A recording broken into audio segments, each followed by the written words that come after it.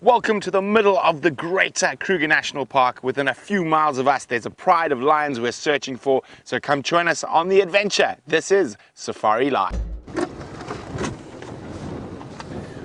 Welcome again to the middle of the African bushveld. My name is Brent Smith. I have the incredible VM on camera with me today, and we're in search for our dominant female pride of lions.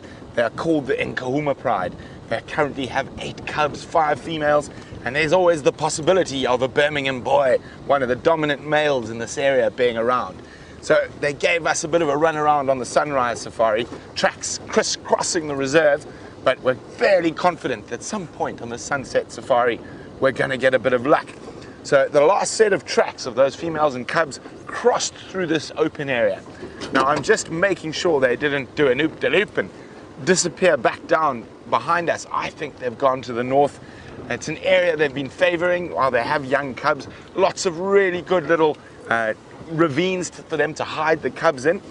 And if you would like to know anything about lions or lion cubs, or in fact anything we come across while on these live African safaris, pop us a question. Questions at wildearth.tv is the email address, or use the hashtag Safari Live on Twitter.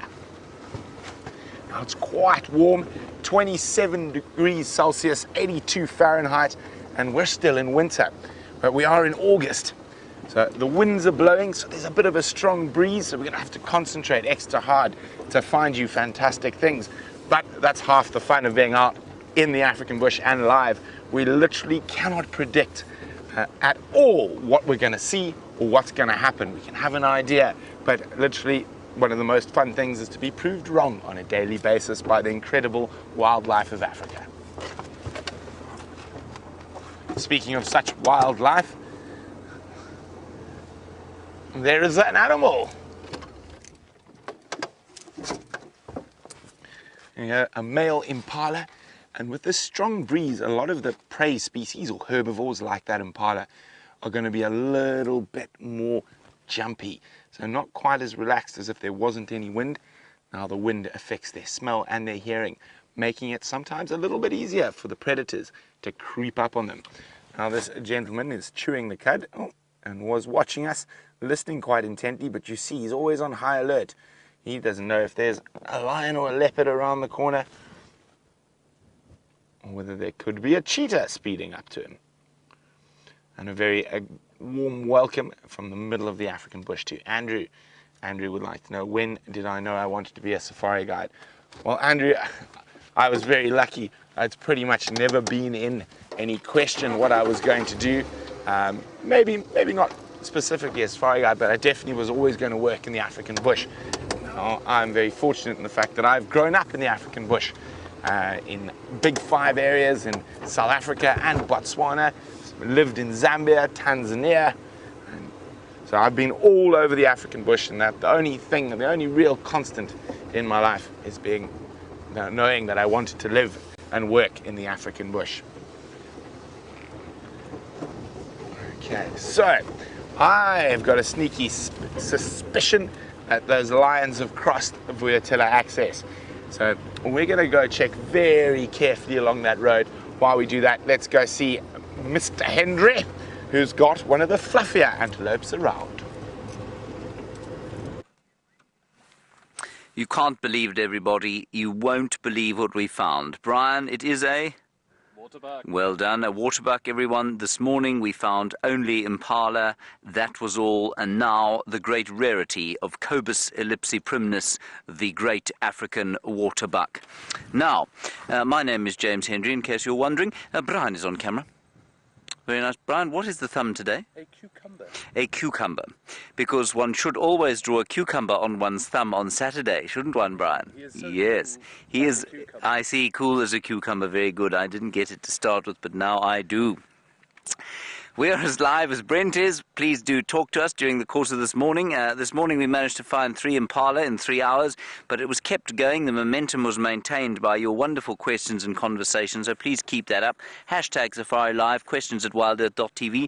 And please also remember to tell us where you're from. We had an incredible drive. I think 2 mornings ago we had some people from Australia, New Zealand. We had someone from Doha. We had from various bits and pieces of the world, Romania. and so it's always nice to know where you're from. The bulk of our viewers, of course, in the continental United States, and we'd like to know where you are there as well.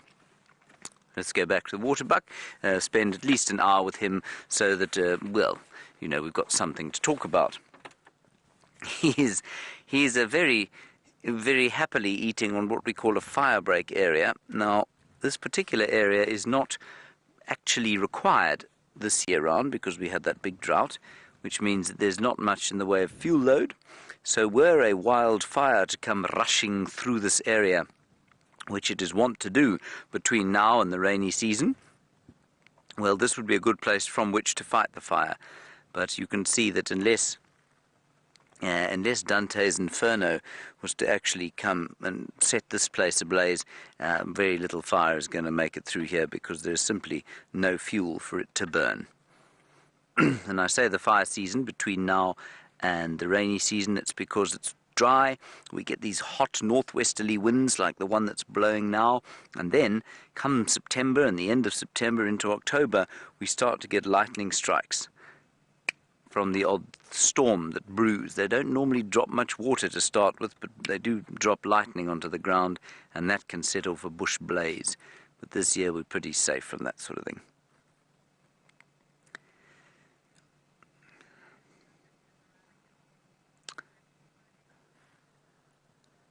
And just to keep you posted, we do have something called the Djuma Dam Cam, if you wish to look at it. There are some elephants going there now.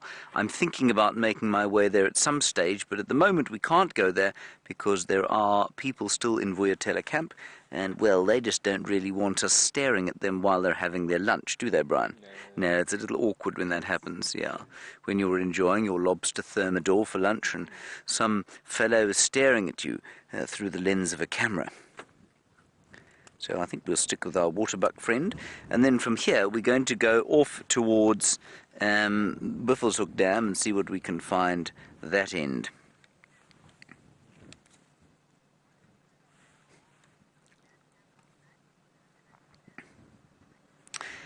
Hello, Hayley. How lovely to hear from you. I'm not sure I've spoken to you before, or certainly not very often. You say, what was the animal at the dam cam? Our very astute bunch in final control, consisting of Geraldine the Cheesecake Kent and Rebecca Congo Christensen,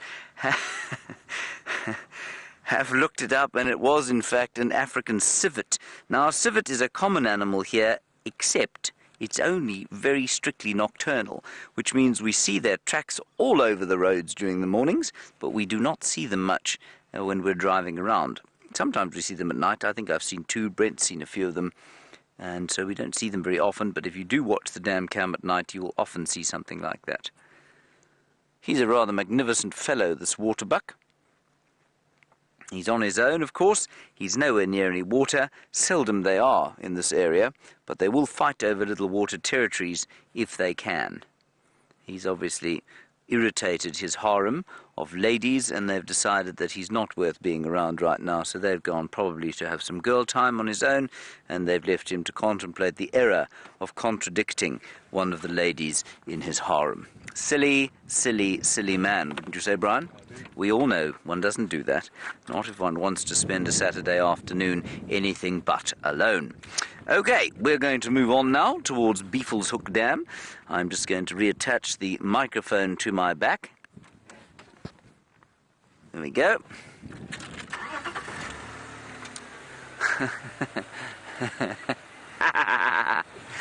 Hello, Tucker. You're aged just 4, and you want to know from Brian what kind of crayons he uses on his thumb. He actually uses very special kinds of crayons, and I'm going to let him tell you what's going on. Brian? I use a Copic marker, like a Copic pen to colour on my thumb with. No. A Copic marker, but it is xylene free, correct? Xylene free, alcohol based, so no worries of causing any damage to my thumb. Right. So, Tucker, very important, if you're going to draw on your thumb with a Cokie pen, it must be xylene free. You must tell your mum that. I'm assuming your mum is watching. Xylene free, which means it won't harm your skin. Good question, that. You can see it is a balmy afternoon. I would submit probably around 26 or 27 degrees Celsius, which is pushing up towards the 80-degree mark in Fahrenheit. That's pretty good going for the end of winter, I think. We have about 2 weeks left of winter as far as we're concerned, and then we'll be into the spring. Right, we're going to drop down a gear and go a little bit faster as we head off to the east towards Buffelshoek Dam. While we do that, let us go and find out how Leo Smith is tracking the lions. You like the Leo and the lions there, Brian? Yes, yes.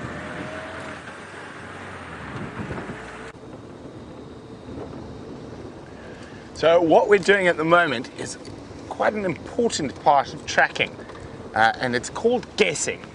So I'm thinking it's warm, it's hot, I don't see any tracks there. I'm going to check around towards where if I was a lion, I might go. So I'm trying to think like a lion, I'm putting myself in the lion's head. And if we get no luck in that area, then we will go back to the last tracks and go take a walk and see if we can find them on foot.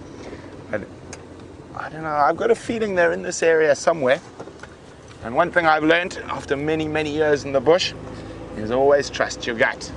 Quite often, you can't explain why, but you go somewhere and the animal happens to be there.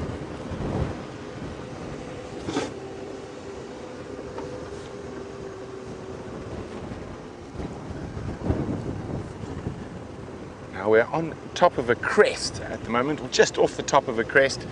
So we're in sort of what you would call really, really prime mixed broad-leafed woodland. Now, we can find lots of different species in this area. We've already seen an impala, kudu, wildebeest, zebra, elephant, buffalo are all prime candidates, steenbok, duiker, to be seen in an area like this. Now, as we dip down towards Sydney's waterhole, there's always chance that the elephants might be taking advantage of this heat of the day to go down for a drink.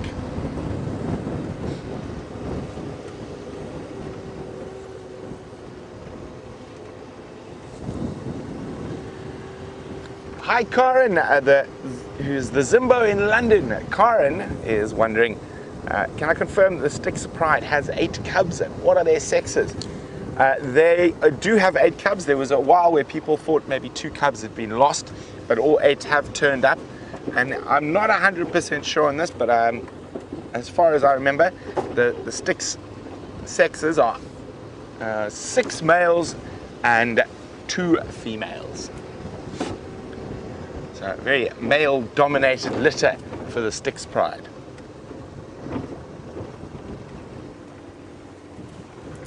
Okay. Now, there's always a good chance. Remember, lions don't like to move around too much during the heat of the day, but if something happens to stumble upon them, they might. And the one rule you always know is that if in the bush is to expect the unexpected. So normally they don't walk during the day, but who's to say that today they didn't?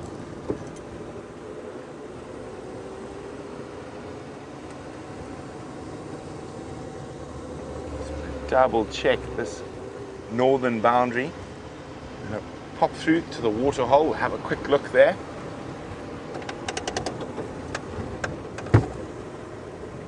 Now also this quite strong breeze we're experiencing this evening is going to keep a lot, as I said, the herbivores a bit more skittish.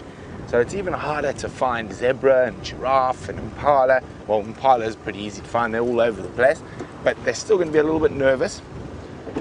Now, if you're a lion, you want this breeze to continue through into the dark hours. Fortunately for most of the impala and whatnot, it doesn't. It normally settles a little bit later at this time of the year. But this is our windy time of the year. Okay. Let's have a look at the waterhole.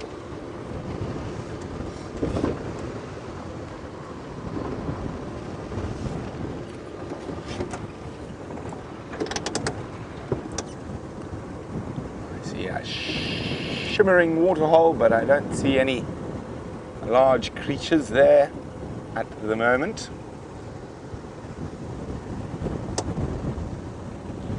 Nope. I was hoping for some elephants. Alas, no luck. Well, let's get back to our lion tracking, and on a positive note, no lion tracks coming out in this area, which means they're definitely still on Djuma.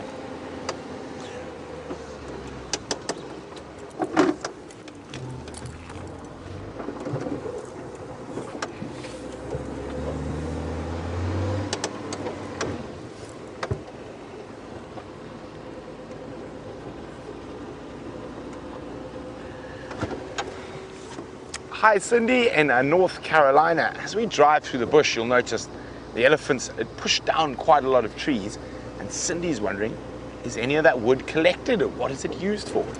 Very little of it is collected, Cindy, but we do use it for firewood. Other than that, we leave the wood where it is. So if we have a look here, we've got a couple of bits of wood all around us here. Now, a fallen log like that is an ecosystem in itself. So the reason we try to minimize the wood we take out of the bush is because that is home now to spiders, scorpions, wood lice, borer beetles, and all sorts of other creatures.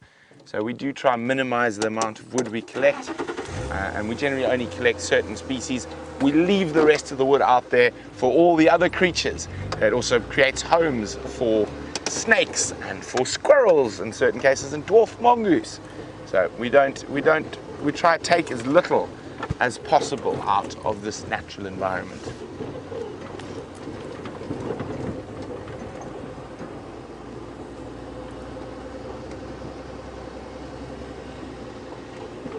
Okay. Vim, what do you think? Where are they gone? They're here somewhere. I also think they're definitely here somewhere. Let's hope we're not going to be outsmarted by them today.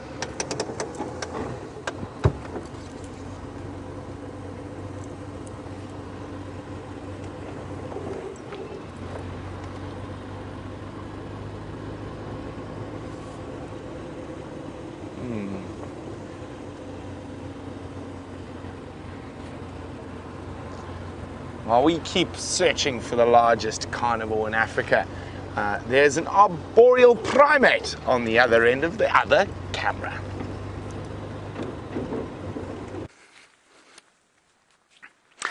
Hello everybody, I'm just getting into the Olympic spirit. I was watching some gymnastics earlier, and I thought, well, I would try and do the same sort of thing. This is of course the first for me. I'm also trying to get some delicious smelling guari flowers, which smell a little bit like lilies. Was that very elegant, Brian? Thank you so much. What? Talking about 6 out of 10. I'll show you 6 out of 10 with my fists. Now, everybody, there are the little flowers, which are pretty nondescript. I'll try and stop them blowing in this howling gale. Got them? I've got them. Okay. Now. Oh, these are disappointing. They smell like lilies if you get them at the right age. I think these ones are a bit young. First sort of nice smell of the springtime. I'm going to give them to Brian so that he might try. He too has a very sensitive nose, but those ones are a bit of a disappointment, aren't they, Brian? Yeah. Yes. Not as grand as one would hope. No. Substantially less grand. Anyway, on we go. Now, this was the only road, as far as I'm aware, that was not driven this morning. That is the Gowrie cut line. And, well, it didn't seem to turn up anything other than those boree bushes and 2 impala who absconded into the bushes without us. I'm looking in that large jackalberry tree, hoping to see some owls, but there are no owls therein. No. Okay. What we're going to do, apparently there are some elephants at the pan, so we're just going to pop around here and see if they haven't crossed this way. Now, Aaron, you ask a very good question about migrant birds and if there are any that I'm looking forward to seeing. Well, I'm looking forward to seeing most of them, but I'm most looking forward to seeing the first ones. And those should be the yellow-billed kites and the Wahlberg's eagles. And I'm slightly surprised that the Wahlbergs haven't come yet. I think we had them, pretty sure we had them by the 10th of August last year. I said 16th yesterday, but I think it may have even been before that. So I'm looking for that flying cross shape in the sky every day. So Wahlberg's very distinctive by its cross-shaped flying shape. Some impala through there, Brian. Yes.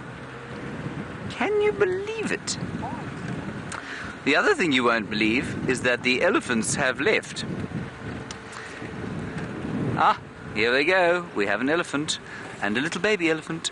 This is wonderful.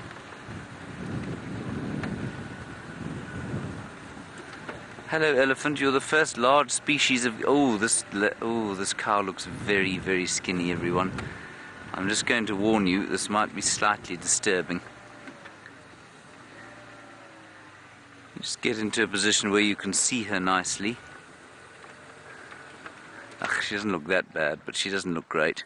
Just look at her hips sticking out there. That's really not nice. It's the worst one I've seen so far. So although they are eating consistently, they're finding, in theory, things to eat. It doesn't look like they're ever walking around with nothing to eat. I think that the nutrients that they need are unquestionably just not around, and so they're really struggling to find the nutrients they need. Let's move a little bit forward. The rest of the herd is down in the bottom of the pan. We can't go onto the dam wall at this stage because there are still guests in the camp. So we'll just go around this side where they can't see us.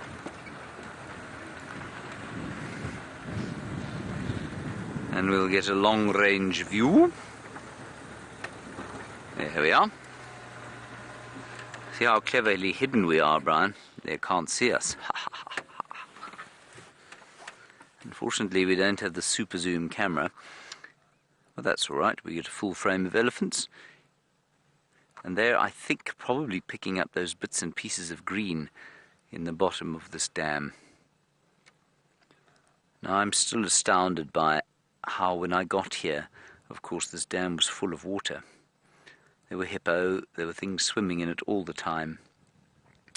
And we went through most of the summer with it dry. Now, that just gives you an idea of the extent to which the drought did affect us.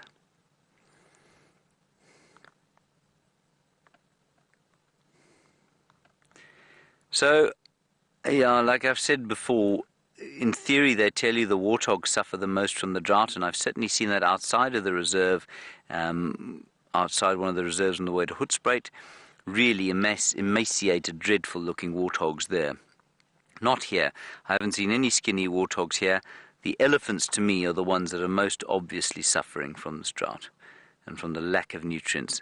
And I suspect that they are suffering the consequences of a very poor grass season. Normally in summer they'll eat grass, but they could hardly do that this summer. They were on to winter forage by as early as sort of March.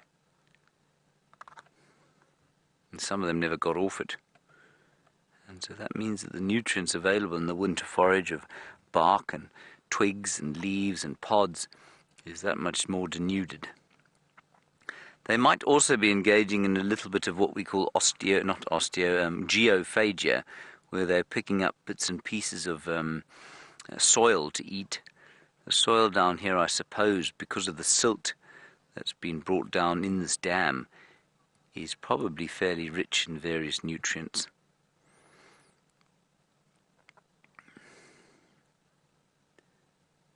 What we'll see. That was a Birchall starling you saw flying off to the right-hand side. And here they've all decided now they're going to go and have a drink. I get the feeling with these elephants, well, with all elephants, that there is a real careful assessment of when and what to do. So I think these little chaps here, you could see they were feeding there, and then the matriarch decided it was safe to go and have a look at the water, and so up they went. But she almost, without question, gave them an instruction. They didn't just all suddenly start to walk forward like that. There was some kind of communication that went on there.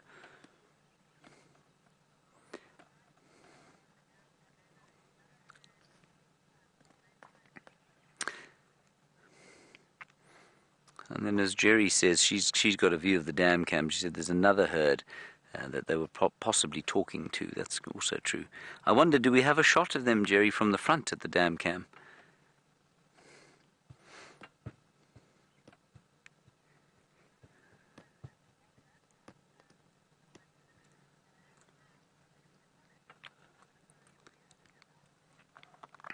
So I think the zoom is coming round to focusing on the ones at the water there, and then we'll cut to that view.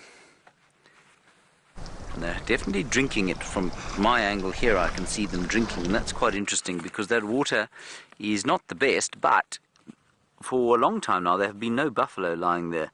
There have been no hippo there fouling the water, which means that clearly it's clean enough for them to drink. Oh, Brian, the one in the middle there, that one there on its knees, can you see it's on its knees there? It's got half a trunk, and that's why it's on its knees. It's having to get right into the water in order to be able to drink.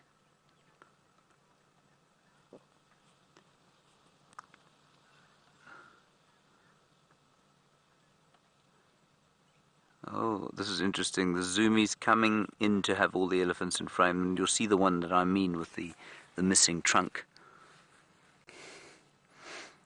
And drinking twice as fast as the others, and drinking twice as fast because the trunk is obviously half as long, so it holds half the amount.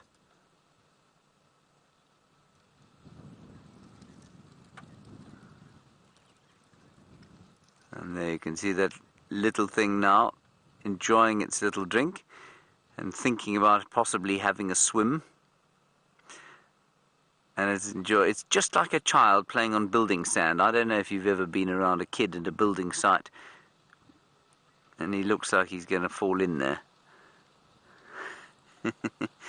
Every time he looks like he's going to fall in, his little tail comes up. Now you see, most of his moisture will be provided by the milk that he's drinking from his mum. So this is more fun for him than it is sort of a necessity. And he just loves playing there in the sand.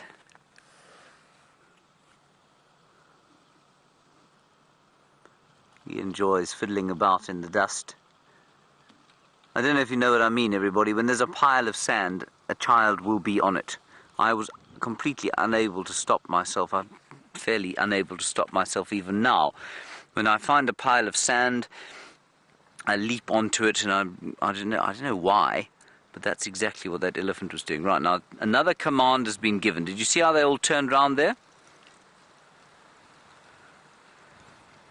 And now you can see they all turned around and faced each other, and could well be from one of them's chasing the other one, I think.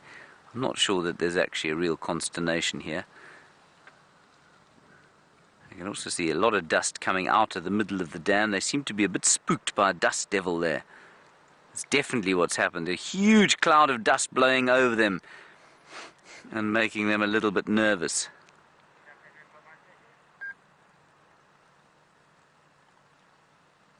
See the little one there thinking about going over the edge there?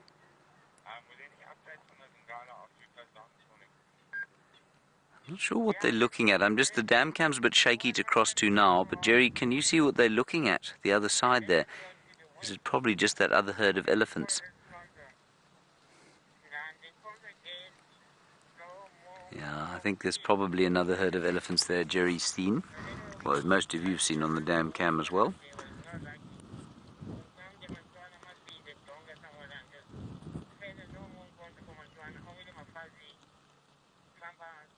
Oh.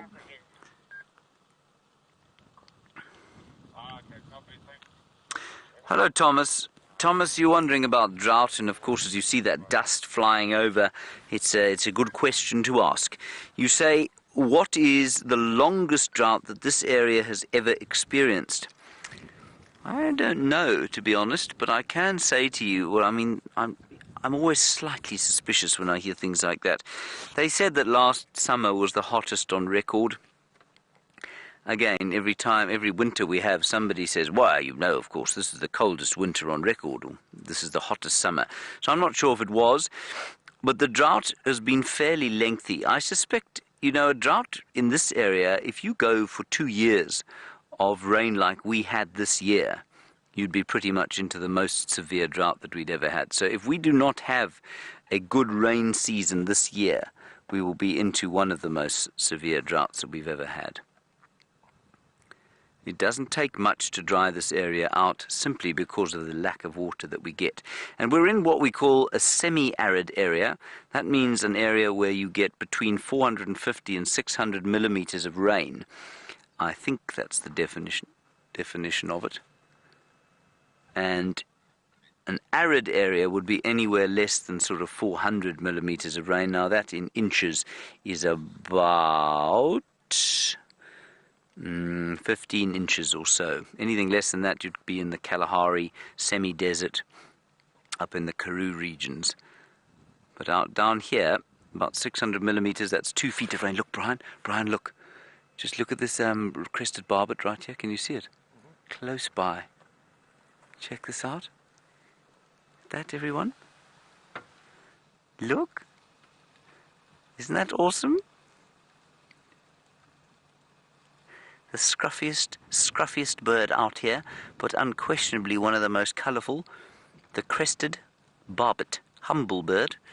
Many of them around. Oh, look at that. Red and yellow and black and white. I remember, you know, these birds, much like the humble Cape robin when I was in town, when I lived in Johannesburg, I used to put some pawpaw or pepino out every morning when I lived there, and I'd put it outside my bedroom window, and then I'd sit and have my morning coffee, and one of these chaps, or 2 or 3 of them, would come and eat the pawpaw, and they'd shout at each other and fight over it. And it was just the most wonderful kind of touch of the wilderness and the wild, that a bird like that could live in amongst the mayhem of Johannesburg.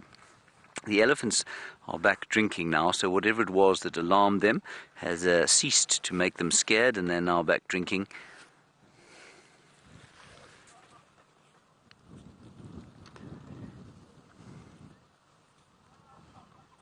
And there you can see, I don't know if you can see it there, you probably can, the one on its knees trying to drink with its half trunk.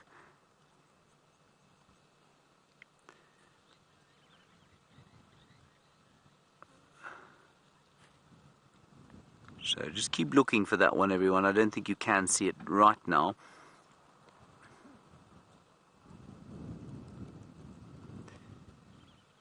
Probably lost to a snare, I'm afraid. I'm seeing increasing numbers of elephants that have got missing bits of their trunks, and I think they're largely, unfortunately, due to snaring, which I will explain to you.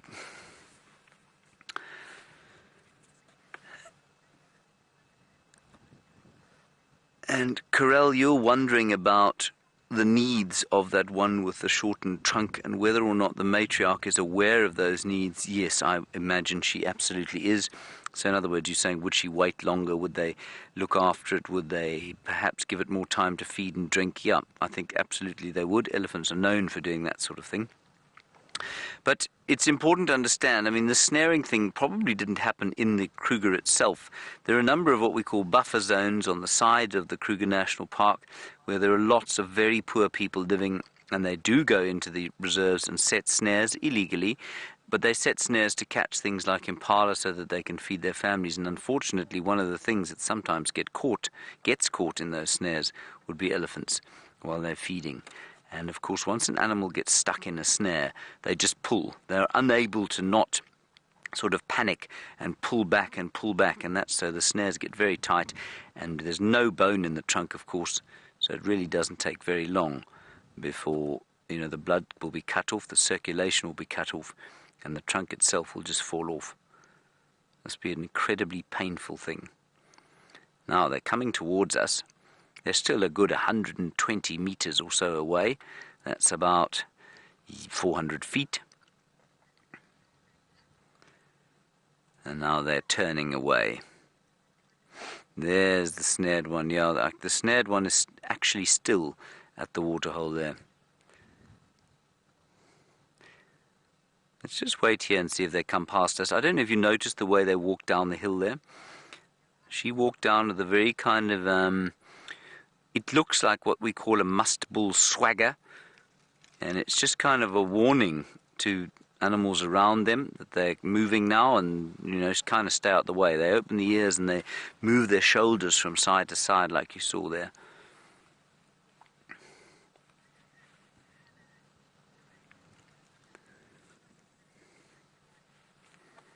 Hello, Hannah. You're 9 years old and you live in South Africa. It's wonderful to hear your voice here from home.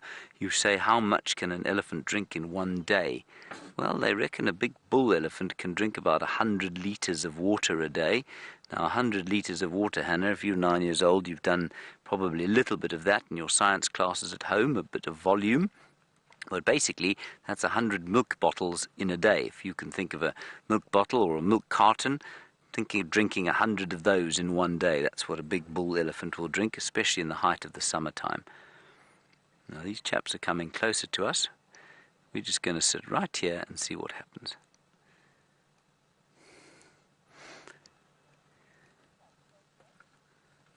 Well, they could choose to go around us, but they seem to be choosing to come closer.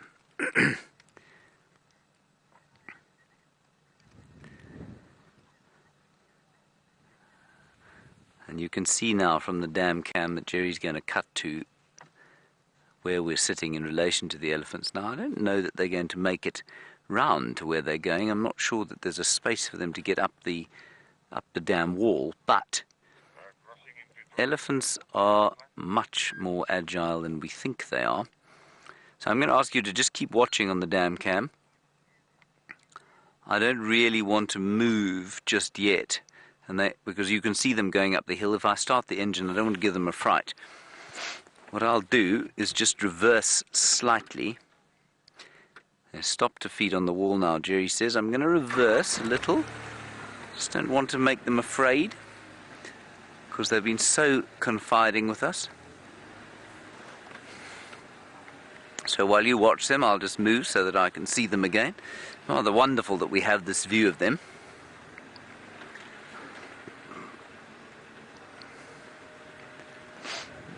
You've got them there. There we are. We can just see the matriarch there. Amazing, walking up onto the dam wall. Now, your view of them, I'm sure, is pretty impressive, but you can see how these animals are anything but unagile. And there we've got a view of them. And she's just making sure that everybody comes up after her. Now, in a herd like this, it's obvious to tell that that's the matriarch. She's the biggest cow by some margin. She's obviously older than the rest of them, and it's also obvious that she's leading them. And I think the half-trunk one should be coming up the hill now. There he comes. Hello, Richard. A very good question from you in Canada. You say, is there a name for an animal that browses and grazes, or is it just called a herbivore? No, it's called a mixed feeder. It's not a particularly imaginative name, Richard, but and probably therefore quite easy to remember. That's how I remember it. It's a mixed feeder. So a herbivorous mixed feeder would be an animal that eats both browse and graze. But of course with elephants they will eat more than that. They'll eat fruit and they will eat bark. Very few other animals will eat bark. They'll eat pods. I wonder if that elephant we saw earlier wasn't a little bit sick, because this matriarch looks to be in pretty good nick in comparison with her. So I wonder if she didn't perhaps have some kind of disease. You can see the hips on this matriarch much less defined, much less obviously prominent.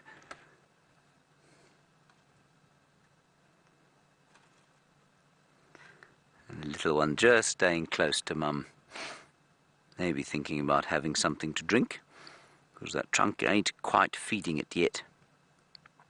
Trying bits and pieces. There we go, trunk's starting to function properly now.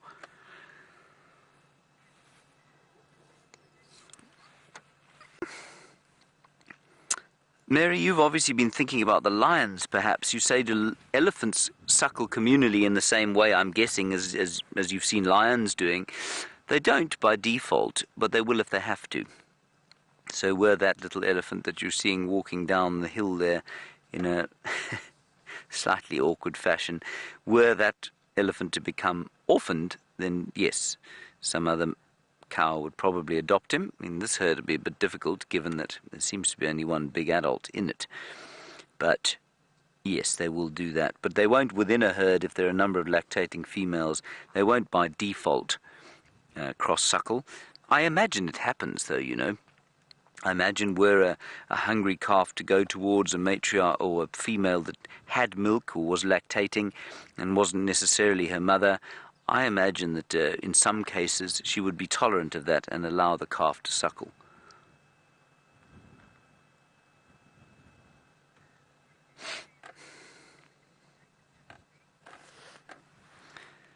Let's just wait to see what she does there.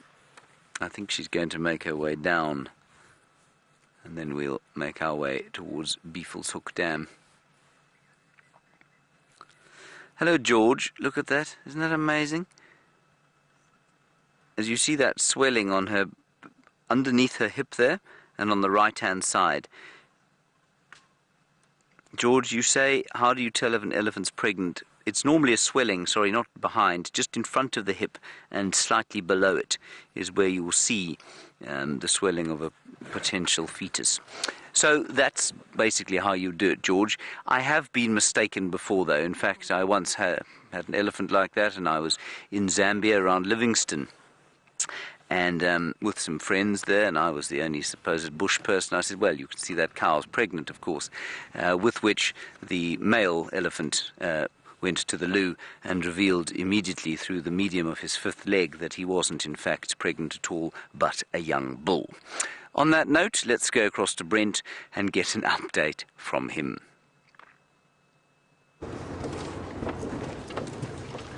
So we've left the area where we think the lions are. Well, I'm pretty sure there's some lions there.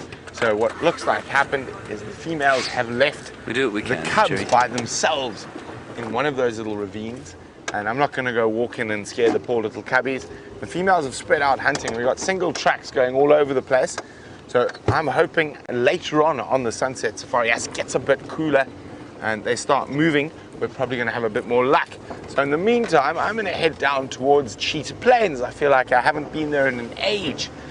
Just to go see what's going on there and look for Nkuhuma or Quarantine, Cheetah, or maybe even the Styx Pride.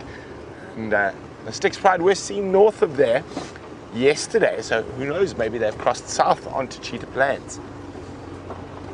But before I do that, I'm having a sneaky little squiz around some of Karula's favorite areas for leaving cubs. If she's out hunting and she's walked all the way through into Torchwood, I think maybe she left her cubs in one of her favorite spots along here, all in the Moati itself. So I'm just having a few quick squizzes in some of the favorite nursery spots for the Karula's cubs.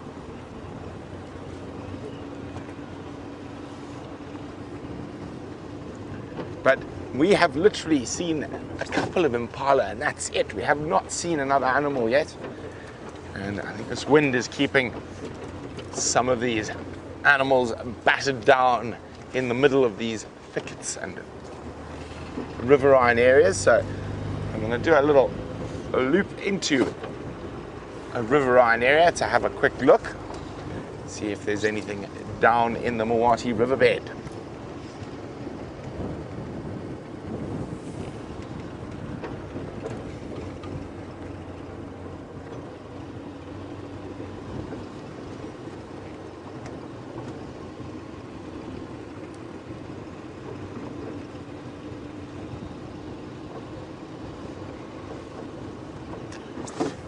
While we think about where we're going to explore next, let's see how everyone's doing this morning or this evening, depending where you are in the world, with a quick tree quiz.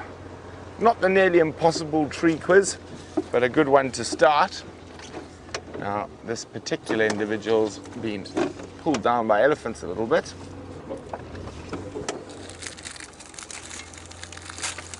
Let's get a branch. There we go. So I'm going to go back. There we go. The leaves are quite distinct, quite crinkly as well. Quite distinct, quite crinkly. This is a particularly difficult individual of these trees. They do have quite a lot of different forms, depending where they've been fed on by elephants, depending where they're growing. But I think there's another one up ahead, so we'll show you this one again off to my right. What tree is that? If you know the answer, pop me an email, questions@wildearth.tv, or use the hashtag Safari Live on Twitter. I will try to show you another example of that tree shortly. But I think it's good. Actually, no, maybe let's leave it at that. Let's leave it a little bit tough, because it's not the hardest tree to identify.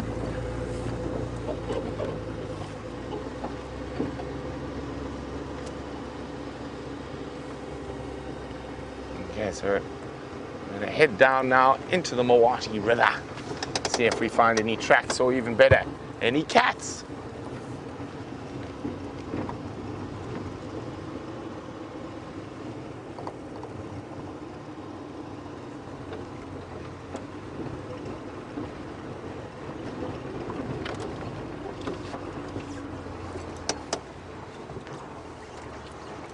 Okay, so river is a strong word for the Mawati. A better description would probably be a dry creek bed. But it is a favorite for leopards in particular, and all sorts of other creatures. And this little section here, we found Karula's cubs in a couple of times where she's left them while she's gone hunting. So worth having a quick look. We get to pass under some of these glorious African ebony trees. Give us a little respite from the sun.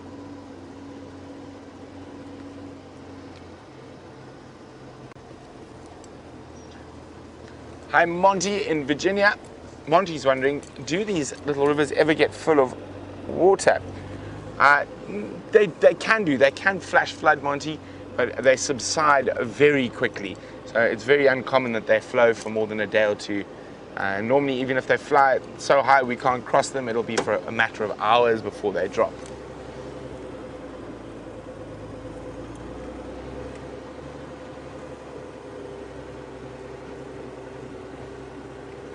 Okay, so no such luck yet. No tracks either, but they could be sitting up on the drainage line in the thickets. It's a great place for leopards, great place to store your cubs. Lots of nice trees for them to be able to climb.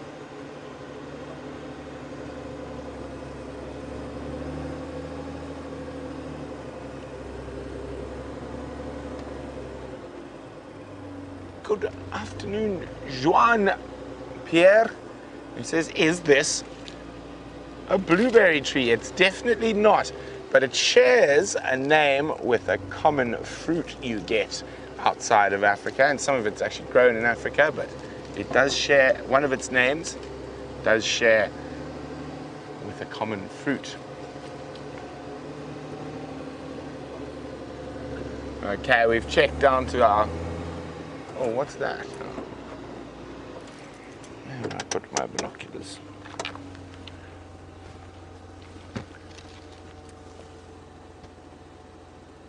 Ah, no, stump.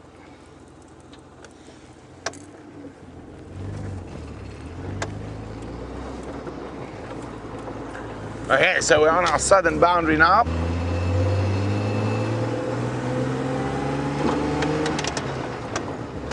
we go.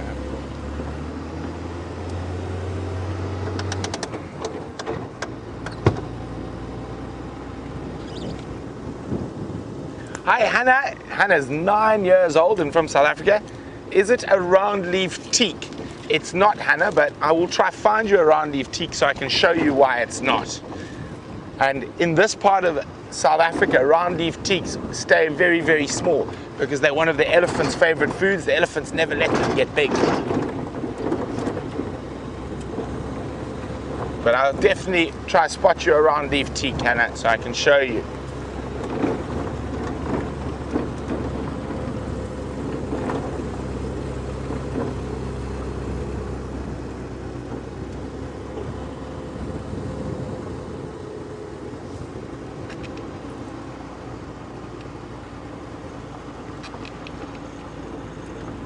Okay, so the Game Drive radio is just getting going. Everyone's getting out, listening to the updates. Not really anything to work off yet, and we've got a few more answers. And well done to Diane. It is indeed an apple leaf or a rain tree, and I'll tell you a bit more about it a little later because James has got an animal with a heartbeat.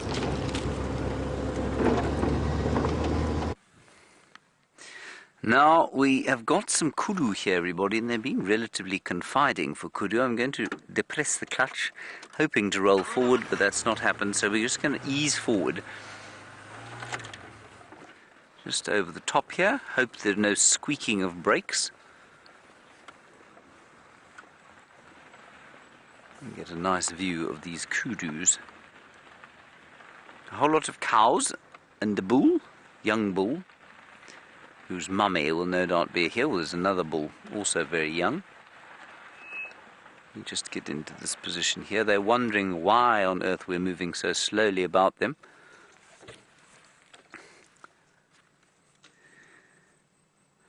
I'm still attempting to take a photograph of them, but the world's slowest animal photographer is struggling. Yep, not one so far.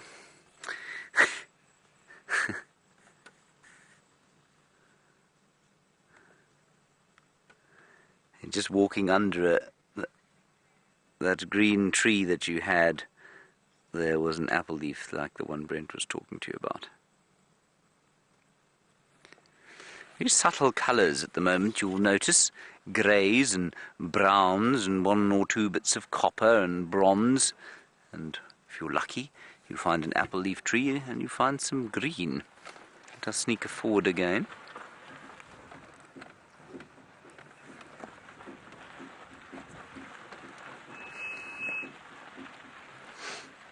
This is how you have to sort of gain the trust of animals like kudu. You've got to move around in a way that almost makes you go to sleep because it's so slow. Oh, here we go, Brian. I'm going to get this shot of her with the green in the background. Wonderful. Yes, it'll be blurred, but I'm going to get it. At least try to get the tree shot. Yes. The tree or the kudu? The tree. Not the kudu? No. Oh. All right. I'm going to disagree with you there. But now, of course, the kudu won't look at us. Brian said, everybody, that I need to get the tree in focus, not the kudu. I've disagreed with him. I think I got the kudu. Now she's going to move off, of course. Gosh, it's not easy, you know. She also doesn't want to be on camera. Come on, Mrs. Kudu. Look this way. That's it.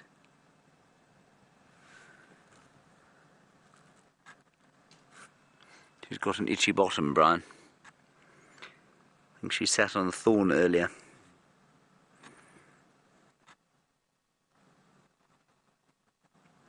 There we go. Oh, she's going to yawn.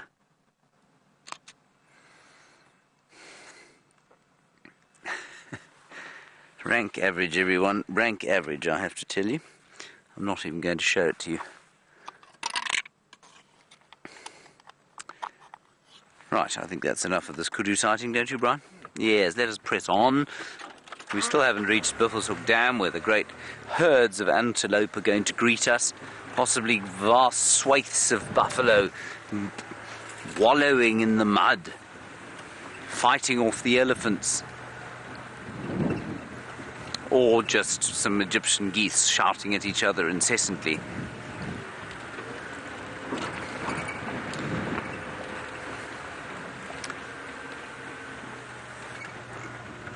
Okay, we're going to turn north now, up Nyala Road North. Sometimes people like to know the names of these roads, and it does get a little bit dodgy for signal sometimes in here. So if there's a bit of breakup, I apologize for that, but we'll be fine once we get out the other side. Last bits of greenery here on our right-hand side, Gymnosporia senegalensis, the red spike thorn trees, a couple of guarri trees, none of them really edible in any meaningful way to the browsers out here.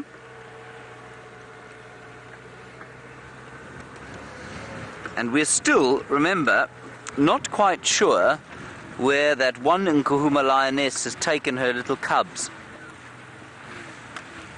Hyena tracks. And, oh, sorry. What did she say, Brian? Comms test. Got you, Jerry. Go again. Sorry. Pulled out my wire.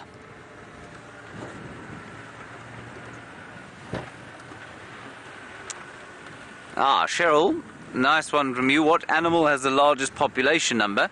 You'd probably be quite surprised to know that I think it's most likely Macrotermes natalensis, which of course is the fungus-growing termite that grows those mounds. And in fact, there may be some species of ants that are even more numerous than that, but I'm going to go with Macrotermes natalensis. That is an animal, of course, but I mean, normally when we refer to animals, we often mean mammal, don't we? So the most numerous mammal in this area, other than the human being, would be an impala. They're by far the most numerous mammals that we have on the reserve.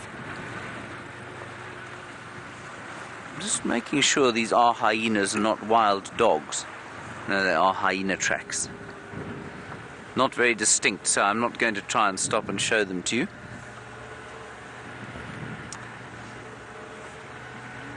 And then, of course, if we're looking at sort of higher animals, if you like, so the vertebrates, I guess the most numerous vertebrate in this area, when they come through here, would be the red-billed quilias, which are probably the most numerous bird in the whole world. And so when they come flocking through here, they will come through sometimes in millions, and that makes them immediately the most numerous vertebrate in the area. A vertebrate being something with an endoskeleton or an internal skeleton like us, unlike a termite. I'm astounded we still have signal. That's great news indeed. Not even any breakup at all. Connor is going to pat himself soundly on the back for this effort. There's a nyala. 2 of them. 3. 4, 5, 6. Now, everybody, this is the very first time I've ever managed to have a sighting here. It's always been black screen here before. Beautiful nyala. And of course, so it was quite a good place to have a rest if you wanted to have a rest on drive. So we're not going to be able to do that anymore, are we, Brian? No.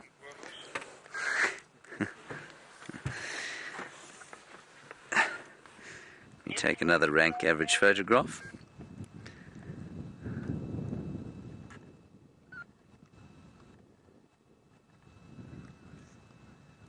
Yes, as Jerry says, very funny, Jerry. Ha ha ha. Nyala Road with nyalas, indeed. Well done, Jerry.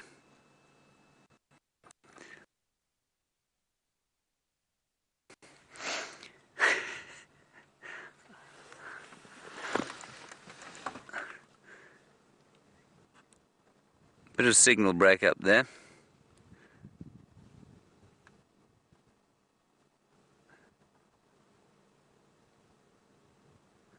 He's a magnificent bull, that chap, isn't he? I wish he'd look here so that I can take his portrait, but he won't. Now he's put his head down behind a tree. Very irksome of him.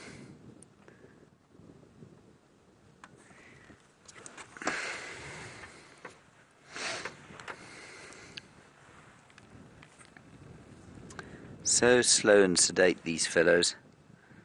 They never seem to be in too much of a rush. Well, unless they're being chased by wild dogs. Then they look quite rushed, don't they, Brian? Exceptional. Yes.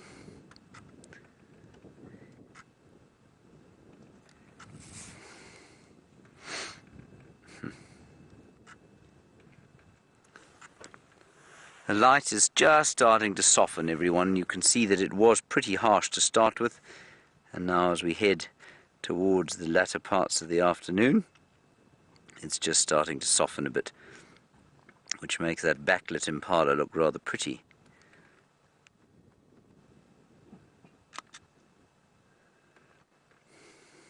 Of course, none of them will look at the camera. These photographs, I'm almost certain, will be destroyed as soon as I put them on my machine.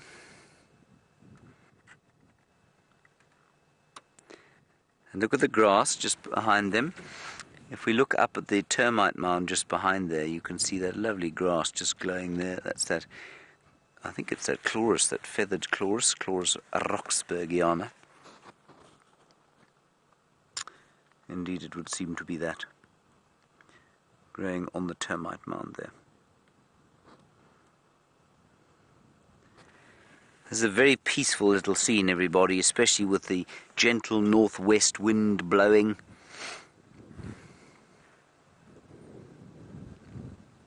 And not a bird in earshot. Not one. This is very strange.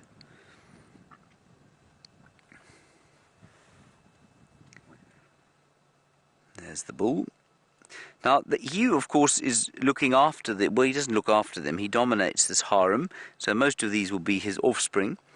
But that's not a fixed kind of arrangement, so he will move off to other bulls at various times.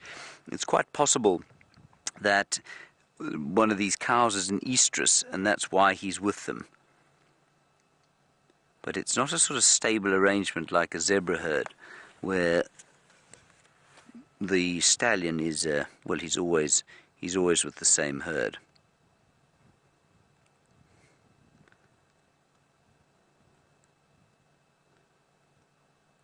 You get a sense of the peace of this area now. A complete lack of sound.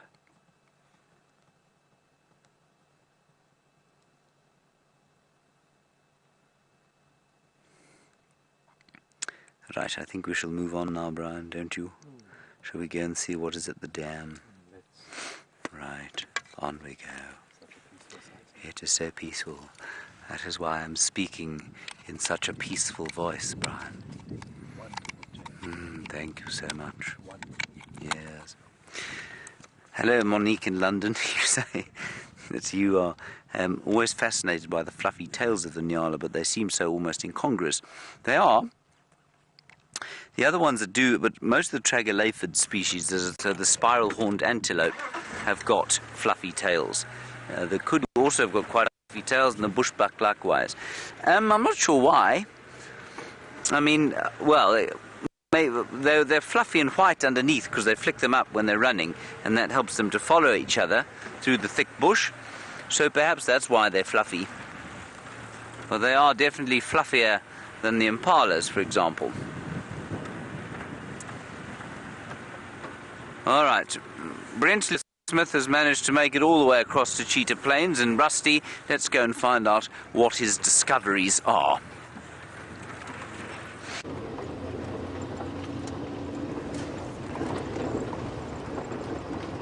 So we've had some discoveries. Unfortunately, the Styx Pride on a kill not too far from us, but unfortunately to the north of us. I'm not sure, it sounds like a buffalo. I'm not sure how big the buffalo is, but there's always still a chance of Mr. Q, one of our favorite leopards. Of course, Cheetah, or Nkuhuma and her 2 cubs. And I'm hoping, what I really feel like on this sunset safari is a nice big elephant bull that's come in from the crew, a nice big tusker. So I'm going to check all the water holes first.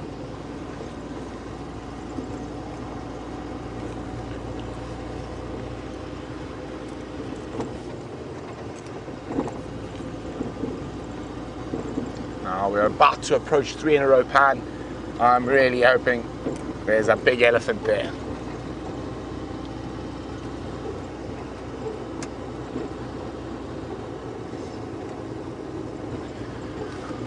Hi, Chitra. And Chitra's in India.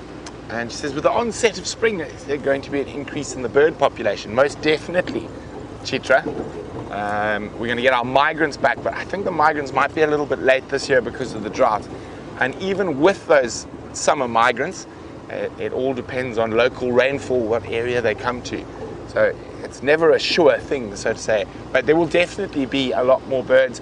We should start seeing, the first will be probably the European swallows, maybe some carmine bee eaters. A little bit later, the European bee eaters, the woodlands kingfishers. So fingers crossed, there'll be lots and lots of birds. But there are definitely not lots and lots of elephants at the waterhole. It doesn't look like there have been, no, haven't been here today either.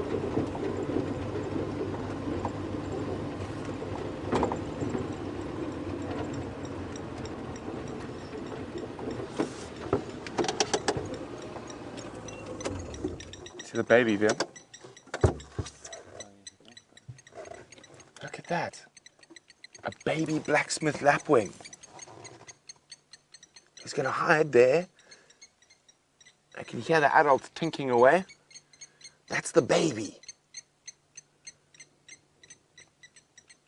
Isn't that incredible? Now the adults are flying around making a lot of noise trying to distract us from where the baby is. That baby immediately scuttled into a protected area and nestled down. And you can see the camouflage of those little creatures is incredible. And it's not going to be able to fly yet. I'm not going to stay too long because Mom and Dad get quite upset. But isn't that fun, that little baby blacksmith lapwing?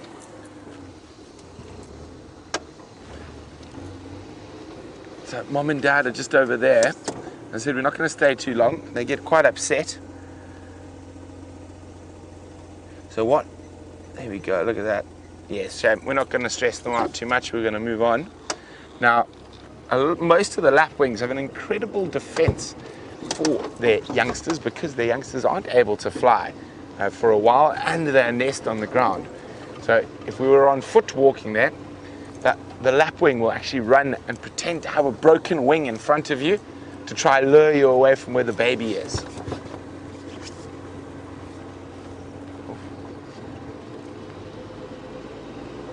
Very, very dry. No elephants here.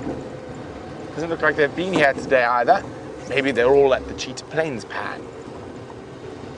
So that was 3 in a row pan we've just passed.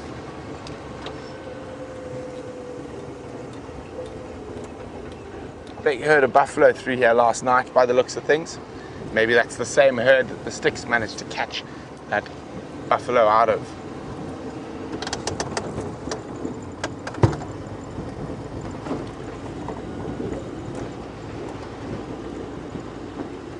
You can see the Cheetah Plains area is slightly more arid than Djuma. Even though we're not too far away, they've had less rain, so there's less grass, less leaves, and that's why the water holes in this area are so important for the animals and always a good place to check for animals.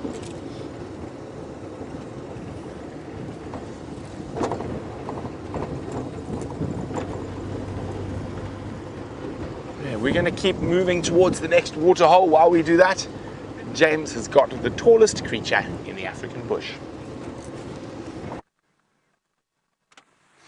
The tallest creature next to, of course, Brian Joubert.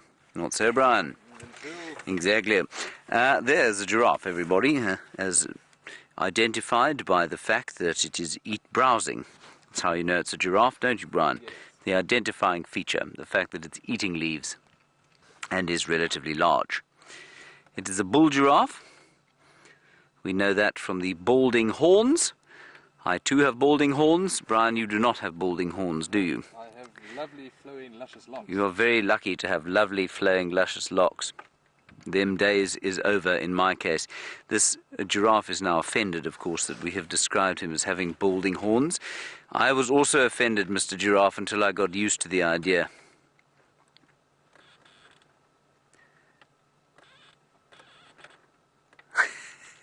He looks deeply surprised.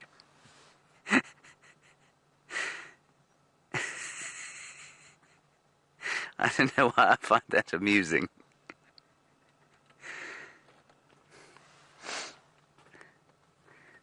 He's quite amusing.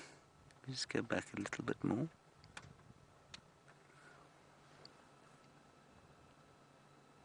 And a bit more.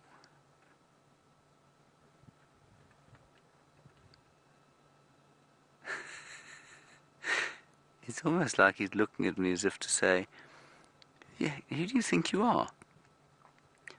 How dare you comment about my lack of hair? Well, my friend, that is the way of things. And you must get used to it. Because I have to say, Mr. Giraffe, once you accept and embrace your baldness, you will feel so much better about it, I promise. I speak the truth to you. There, you see, he's now starting to agree with me, Brian. You see that, how he's moved his ears. He's coming to a state of acceptance now.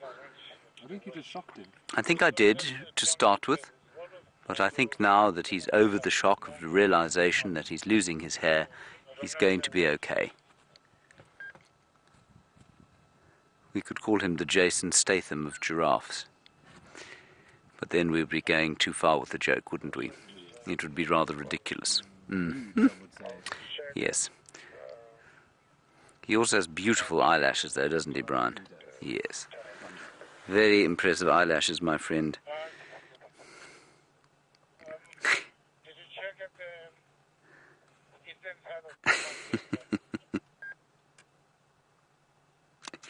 He just looks so utterly astounded by our presence here. Come on. There we are. And again, just all around him, if Brian zooms out a little bit, you'll see the light shining through these tambuti trees. Now, the tambuti trees, not quite evergreen, but probably semi-deciduous, which means they lose their leaves periodically, and then they come back again. And with the giraffe, one of the few animals that's able to eat the poisonous sap of the tambuti. Not many can do that. A very fine fellow indeed. We've yet to make it to Buffelshoek Dam, everybody. We keep being stopped by these animals. Our species list today, of course, Brian, vast. Impala, nyala, kudu, giraffe, waterbuck, elephant. Our cup hath overflowed. Our cup doth overflow. And crested a barbet. There he is. The classic giraffe tilt. Very nice, Brian. Thank you. Yes. I do what I can. You do. Very well. Let me go back slightly more, everybody.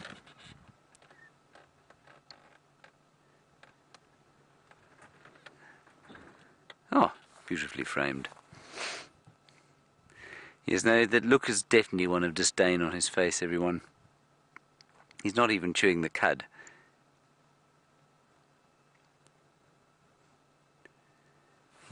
He's looking behind us, that's something. I think it's just the swaying of the trees in this gentle breeze. And again, you cannot hear any kind of bird for some reason, and I just don't understand. I don't get why there aren't any birds calling this afternoon. There weren't any yesterday afternoon either, you know.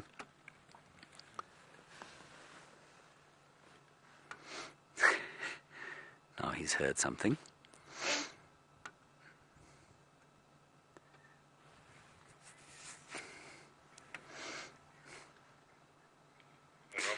Oh, very good idea, Patricia. You say maybe I can tell him what tree helps with baldness. Well, I can tell him for free that no tree helps with baldness, but I can tell him that apparently, Mr. Giraffe, I'll call you Jason from now on, apparently the Papia capensis or jacket plum tree does in fact help with baldness. So what you can do is you can take it, rub it on the top of your horns and see if the luscious locks of your youth don't return.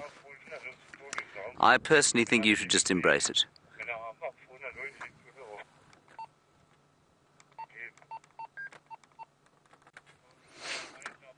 Yes, he's very shocked. Okay, let's move on to Buffelshoek Dam. We're not far from there. Good luck.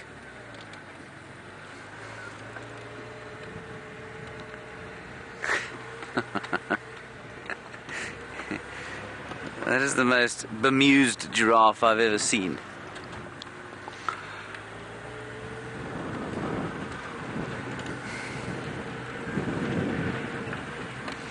Hello, Arbor. You want to know if a giraffe has ever behaved in an aggressive fashion towards me? No.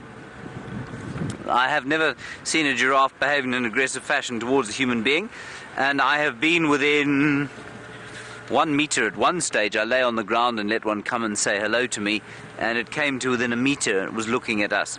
So, no, I have never seen that. They will become aggressive if they are sufficiently threatened. So, with lions and with leopards, they will absolutely become quite nasty. They kick exceptionally well with both feet, front and back, and lions can often be killed when trying to hunt giraffe. If the giraffe aims a well-placed kick at a lion's head, the lion will often be killed. So that does happen if you threaten them sufficiently, but I've seldom, I've never threatened a giraffe to that point. That said, I do know of people who've been hurt by giraffe inadvertently, especially at night. So they watch them being hunted by lions, and then the giraffe, of course, if you're shining a spotlight, becomes totally panicked. It can run at the car and won't see the car, and it'll just run straight over it. Now that's a 1.5 ton animal in the case of a big giraffe. And so you can imagine 1.5 tons hitting a car like this, and because it's so gangly and long, it basically just folds over whatever it runs into, and so you can get yourself and your guests into quite a lot of trouble. So you do hear the odd story like that, but that's about the sort of level of damage and how damage is done by a giraffe if it happens. Right, we're arriving at the Great Waterhole.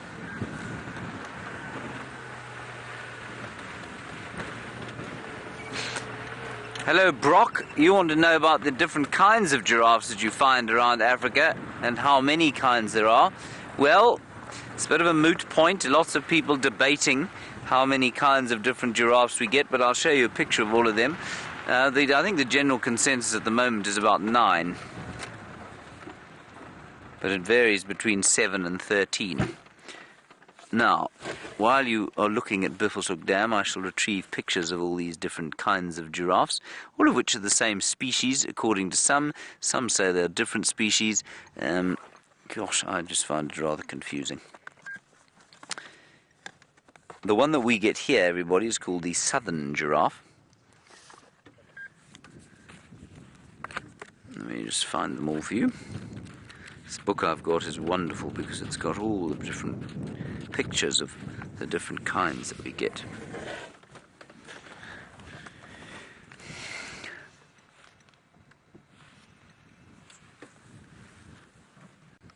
Luckily nothing has fallen prey to the mud yet. Right, can you see that, Brian? Is that fine?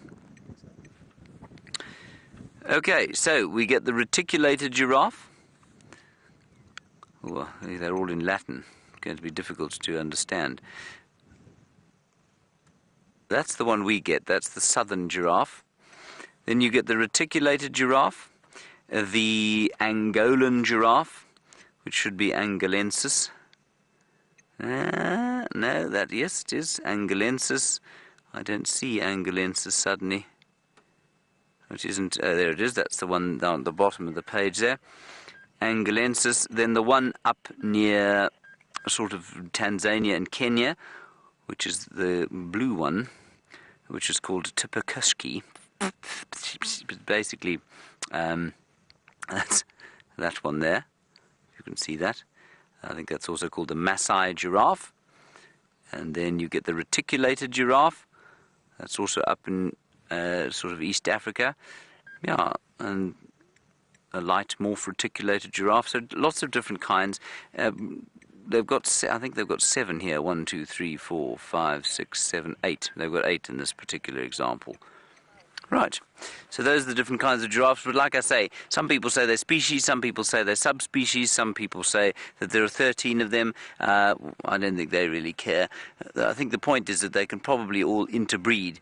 Maybe the West African ones will struggle to interbreed with the Southern and East African ones, but I think you'll find that they could probably hybridize very successfully, and there'd be no sort of lack of species integrity, if you like, through that. I think it's just a fact that they're different colours, different races from the different geographical positions in which they find themselves. Really not much going on here.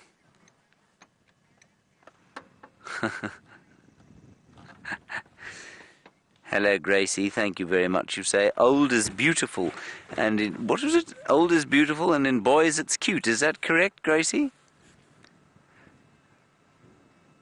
Oh, and the bald is beautiful.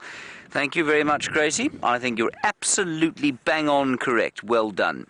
Now, let's go back across to Brent Leo Smith and find out how he's going in the Great Plains of Cheetah. So our tracking endeavours are not working in our favour today. We've just been tracking a male leopard. Quite nice tracks considering the time of the day and the amount of wind, but he has decided to go on holiday to the Kruger National Park. There's a nice clear track up ahead, so we'll show you that one.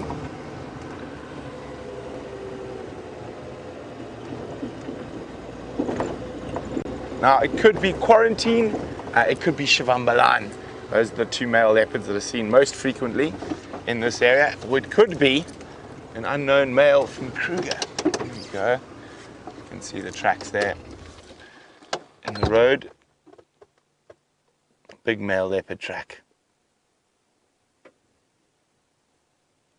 Alas, he's gone on holiday. Well, even the leopards deserve a holiday. And that particular section of Kruger that's behind us here to the east is what we'd call a wilderness area. So there's only a few management roads, but there are no public tourist roads or anything in that area. So it is an area where the animals can go and they won't see any people, maybe the odd anti-poaching patrol.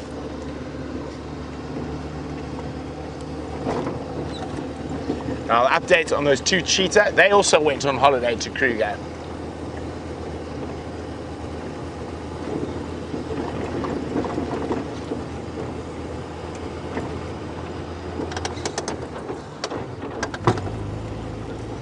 Okay, now I am looking for two trees in particular. I'm looking for a different version of the rain tree to show you, and I'm looking for a round leaf teak tree, and hopefully I'll find those shortly. This is not the right place to look for them on the open plains, but we're going to scoot through the open plains and then head back down towards the west, and maybe we'll get lucky. Tundi, the female leopard, sometimes in the area, sometimes her unnamed daughter is also in that area. But that's the only tracks we've seen on Cheetah Plains so far of that male leopard on his way out to go on a holiday in the Kruger.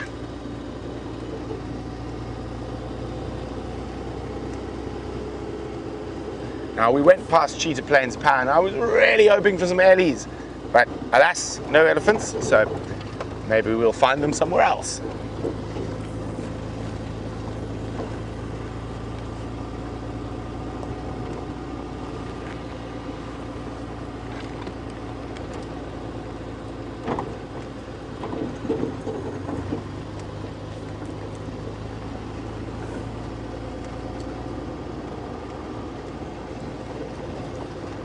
Okay, now we're right in this area between the two different open areas. So we've got nice big marulas around, we've got this broad-leafed woodland mostly made up of red bush willows and variable bush willows. Oh, there we go. There's a... And because it's quite windy, it might work quite well today. So here we go. The seeds of the red bush willow. Now, I'm just going to see if we can get the wind to line up with us. The wind is coming from the north. I'm just going to see, there we go. Now, I'm going to fix it shortly. Incredible design. Of course, now the wind decides to die down. But you can see it's got 4 wings. Now, those wings are designed to catch wind. There we go, like that. Now, that one did it perfectly, so I'm going to put it there to catch the wind again. I'll put the bit further there, Vim. Okay, come on wind, give us a gust. Gust wind. Oh, you want to go? Let's just change the angle, get the wings to catch the most wind possible. There we go. So that's how they spread. They're blown by the wind at this time of the year. That's why it's releasing seeds now at this time of the year when it's quite windy, and the wind will blow it and they will roll, and that's how they spread and disperse their seed throughout the area. The other thing that, oh hello, disperses seed for them is actually that brown-headed parrot is a great seed disperser of Bretum. Sorry, I just saw a track that I didn't notice. Oh, hello. This is a very nice track, considering the wind. It's a female leopard. Now this is in Nkanyeni's territory, and I haven't heard any of her tracks called in. It looks like she might have come straight out of the Kruger and in here. Now I'm just going to have a quick look a little bit to each side, because she does have those young cubs. They're not young cubs, but young adults. They're around 9 months old now, so their footprint size will be very similar size to her.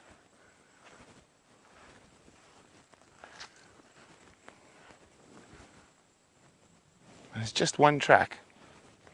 Now look at that, the bush willow has got us a lead, because I probably would have missed those while I was driving if it hadn't been for that bush willow.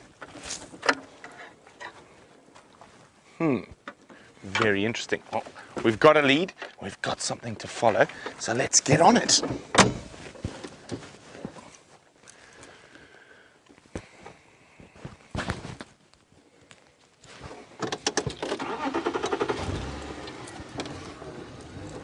what we're going to do is we're going to make sure we can zoop around the block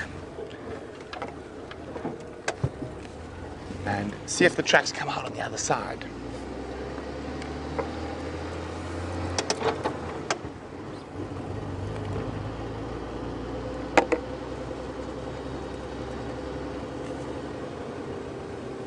Also, Djuma, make sure she isn't hunting through this area. Now, a lot of female leopards really like areas like this. They've often got quite a lot of steenbok, which is a very small antelope, as well as duiker. So we're going to go on a big loop around here, and if we don't get any luck, then I'll go back to that last track and I'll take a walk through these thickets.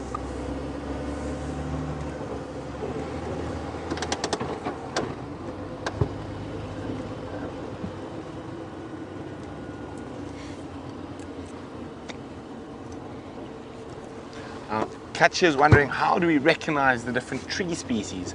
Is it their leaf shapes? As they all look so similar to me? Well, it's not only their leaf shape, Katja, it's their general shape, so, and bark, and where they grow are all really good indicators, and of course the leaves as well.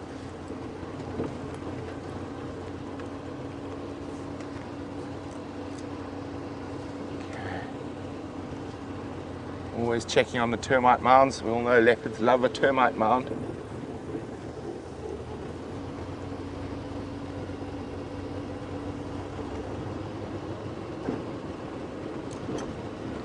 But so far, no tracks coming out.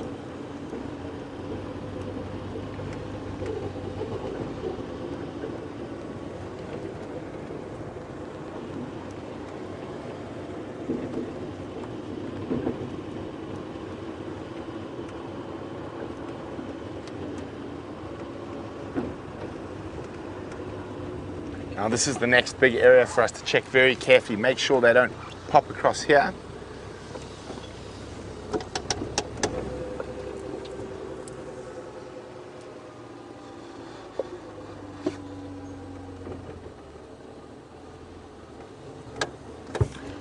Hi Megan in Texas. Megan says she's a safari addict, but this is her first time asking questions. Well, welcome to the question fray, Megan. Megan would like to know if we've got any updates on Sindile.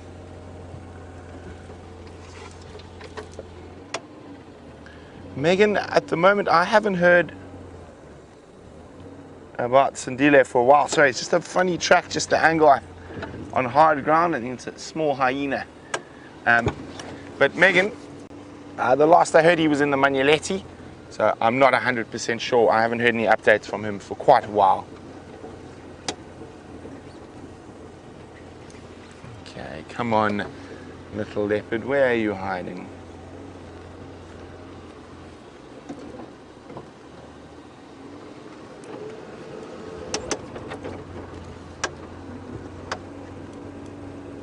So in this part of Africa, leopards will generally, you'll only really see them crossing big open areas like this. They don't tend to hunt too often on them.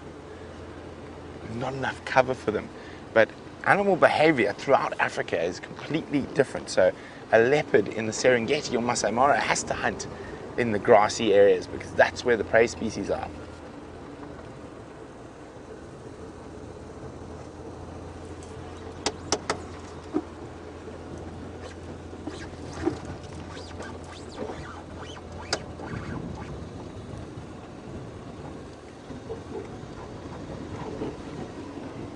What do you see?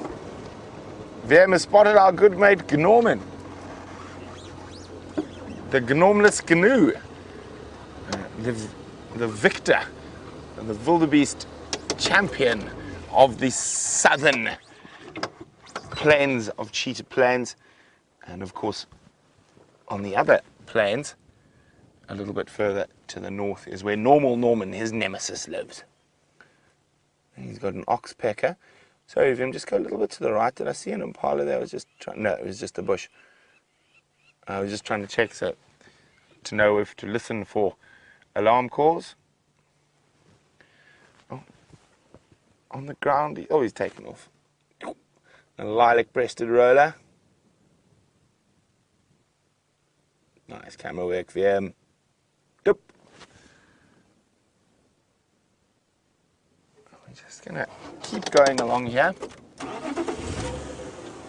making sure her tracks don't come out. The one reason that might draw her out into the open is this little bit of water that's been left from that rain we had about 10 days ago. What's that in the distance? Straight ahead of us, Vim, on the road. I think it's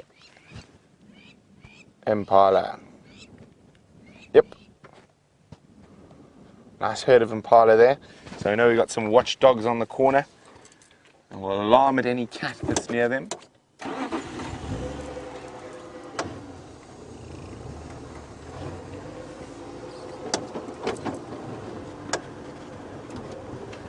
While we keep looking for this leopard, let's go see how James is faring back on Djuma.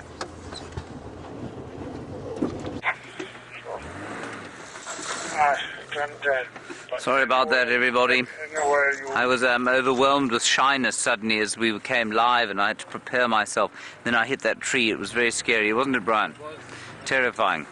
Right, now, we are on the far northeastern corner of Djuma.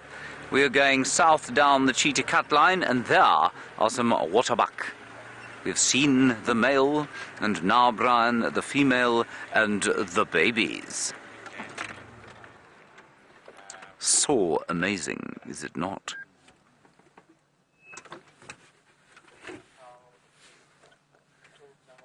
They too are slightly astounded by us.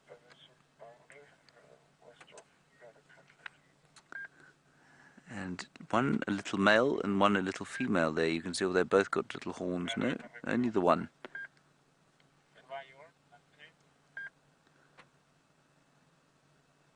Beautiful. Look how furry they are. I've always thought it must be good to be a waterbuck in the winter. It must be a bit warmer. You just move a little bit closer.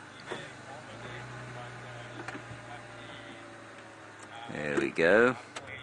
Now, there's an ideal opportunity here to observe the white marking on the buttocks, which is supposed to be some kind of a following mechanism. I'm not convinced that that's what it is. Of course, many other antelope, of course, follow each other very successfully without having white markings on their bottoms. I'm not sure why it would be like that. Isn't that nice? I think that's beautiful. Look at the grey colour there. They're moving through the bush. Perfectly, perfectly camouflaged for the winter. Not so much for the summer, but then they hide. If we were looking at this in summer, everyone, you wouldn't see those animals. They'd be hidden by leaves and thick bush. So in the winter, a perfect colour for camouflage. And we're often asked, what should we wear on safari? What should we bring on safari? And of course, I mean, if you can get a colour as close to a waterbuck's coloration as possible, that's probably the most easy way you will stay camouflaged. Not really that you need to be camouflaged if you're on safari, but if you do want to be camouflaged, that's a good colour to be. Not so, Brian? Yes. Ah, Brent has managed to find not quite the leopard for which he is still searching, but something much larger.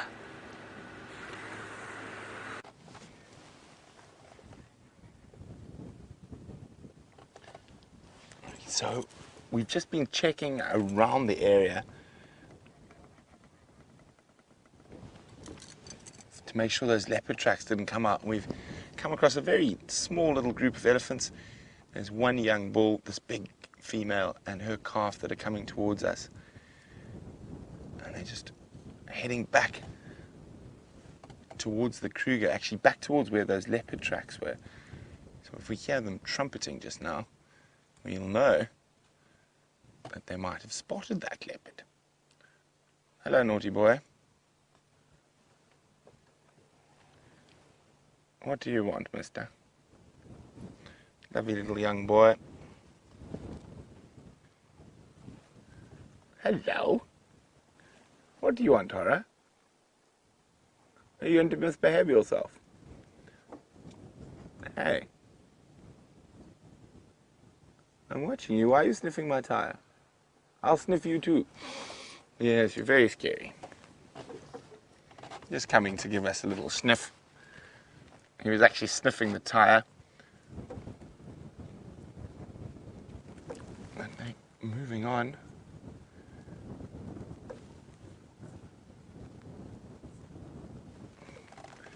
Can't hear any or see any others.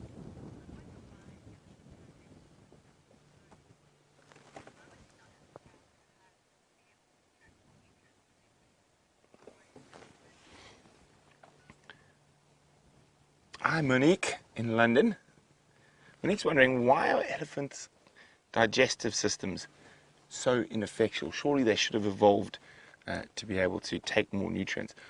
Well, Monique, they are one of the keystone species. So if their digestive process was more effective, they wouldn't push around and break up as much as bush. They wouldn't defecate as much, and their defecation is home to fungus species. The francolin and squirrels dig around in it, and by them pushing and pulling over trees, they create homes for whole other animals. So you probably find it's due to the fact that if they were more effective, they would have less effect on the ecosystem, and their effect on the ecosystem is a very important part of the ecosystem. So it's one of those really strange, incredible little miracles of nature, and everything is in balance.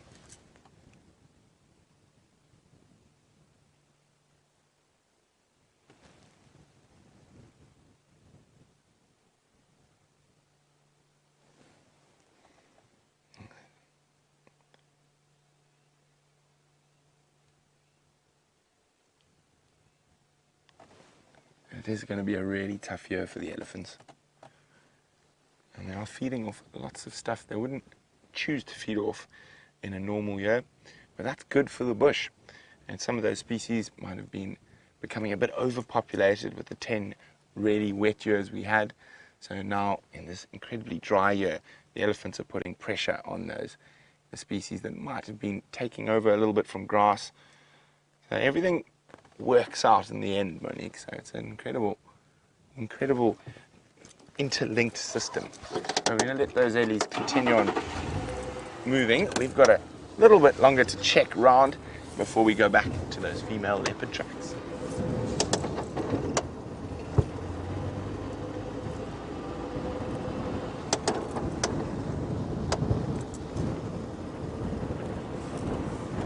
Okay, so I haven't seen any tracks yet, and I've been looking really carefully, so I'm quite confident she must still be in this block. And fortunately for me, it's not too big a block. I'm just gonna go have a walk through there, but I just gotta be careful. Well, at least I know where the elephants are when I go walking, because there is a strong wind, and you've just got to be a little bit more cautious when the winds are strong when you're walking in the bush.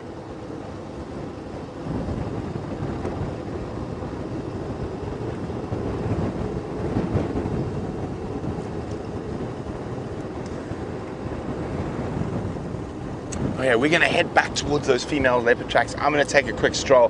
While we do that, let's go to James with a striped donkey.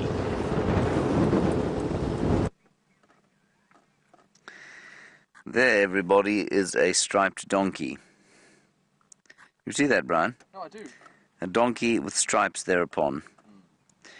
A Birchall's zebra, everybody, and Judy H., who is a font of wonderful articles and things she sends me, sent me a sort of biography of William Birchall's. And Birchall, of course, was the man, the naturalist and polymath, as he was described, who gave the zebra his name, the Birchall zebra, Equus burchelli, and that's him. William Birchall, unlike his cohort Wahlberg, did not die as a result of being attacked by a buffalo. He died at home, as far as I'm aware, in Fulham, having collected over 63,000 species, one of which could well have been what you're going to see with Brent now.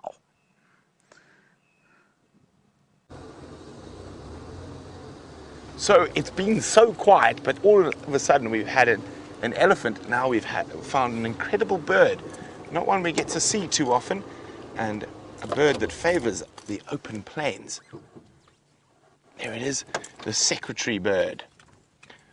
An incredible bird of prey. Now, one of their favorite foods is snakes, and they've got those incredibly long legs that they use to kick snakes to death with. I don't want to get too close in case we spook it. The last secretary birds I actually saw in the exact same spot. Now I'm keeping an eye out. They normally are in pairs. So there could be another one around.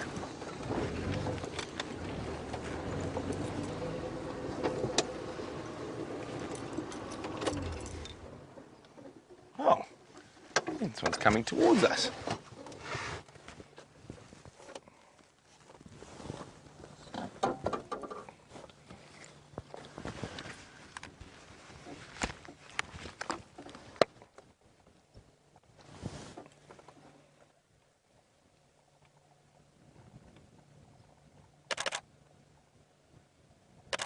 That click click is just me getting a picture.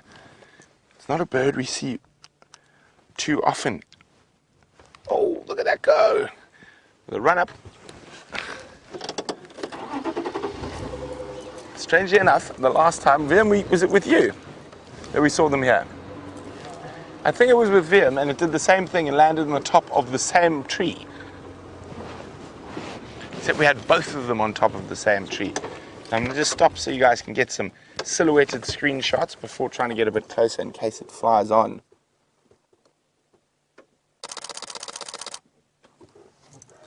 Now, where's the second one?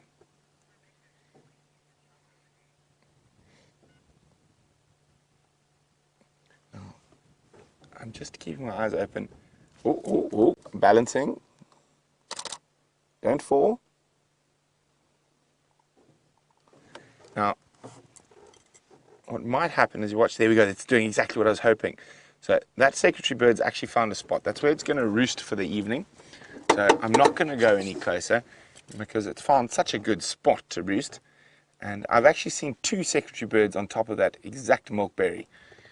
So I wonder if that secretary bird's partner will come and join. Now, they mate for life.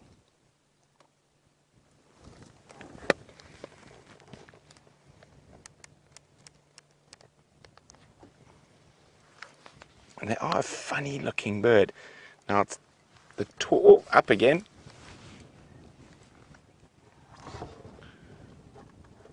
Well, it seems like a lot of you are very happy to see a secretary bird. It is not something we see often.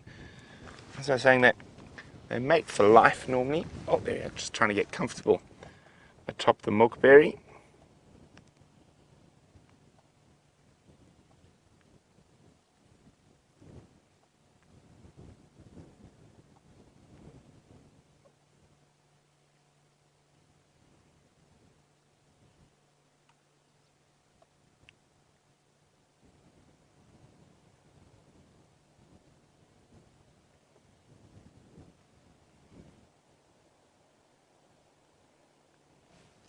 I'm just scanning very carefully to see if the other one's around. It's unusual to only have one. So I've been just checking all around here, maybe behind us, but it doesn't look like it. And I said I don't want to go any closer. I don't want to disturb it if that's where it's going to roost for the evening. I'm going to go a bit further forward though. We might spot the other one. Now they favor the short grass plains.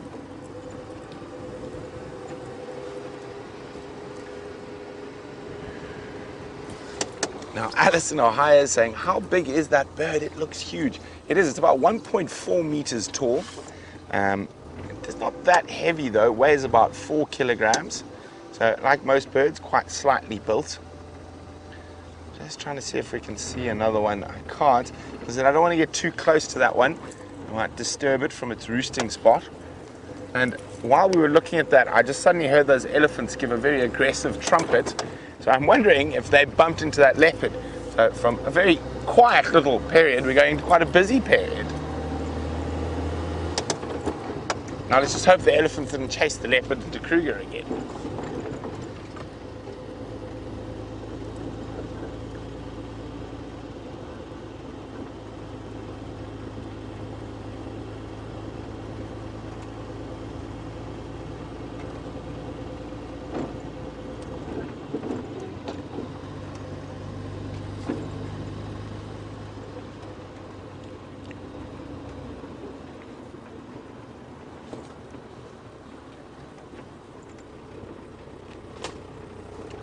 Hi Karen, the Zimbo in London is asking, do we get the grey crested crane in the Sabi Sands? I've never seen them here. We used to get them on our family farm in the KwaZulu-Natal, and also you do get them right up in the north of Kruger in the Pafuri region, but not down here. Okay, so this is where those female leopard tracks disappeared, and off, she marched off that way, and the elephants trumpeted a bit further away. So now I'm trying to think, what do you think, Liam? Should we go for a walk or should we do one little more loop up ahead? Let's check it out. Let's go a bit further forward. I agree. Then if we can spot the elephants through the bush here, we'll have a good idea about where they trumpeted and where to go look next.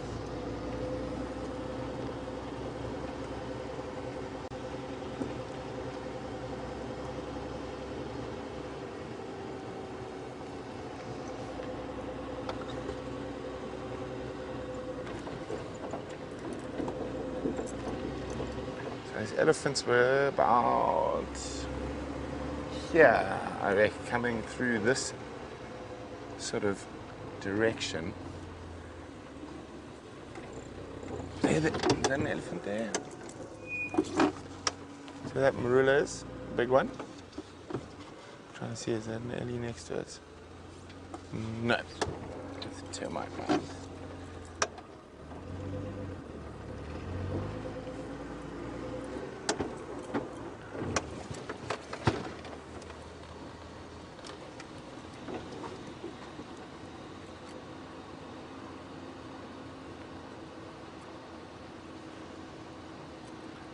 Now, what you can do in situations like this is use the lay of the land. So that's exactly what I'm going to do. Very quickly, I'm going to use the lay of the land to see if I can spot those elephants.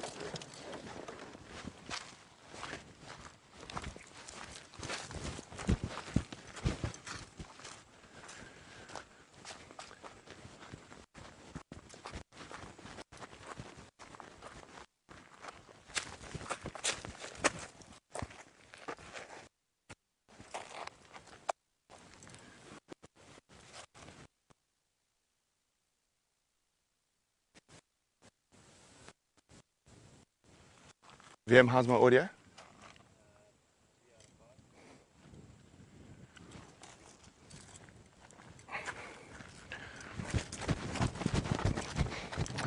Okay, so even though I can't see the elephants, I can see where they're feeding and there's dust coming up. So they're still coming this way. There's a big path that comes through here. And we can see they haven't crossed on top of our tracks yet. I think they're actually coming this way. So they likely encountered that leopard in that section. So I'm going to go back to where I had her tracks. And I'm going to go take a walk.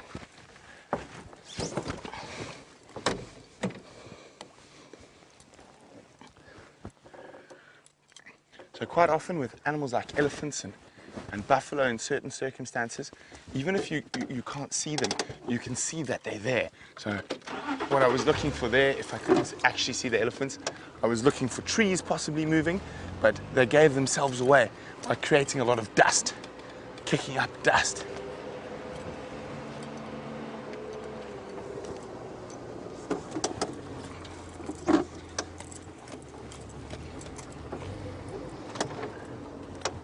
Now, I was atop a very big termite mound there, and Janet was asking, do the termite mounds extend down into the ground or they're only above the ground? Janet, they're like an iceberg, so there's more of it under the ground than there is above.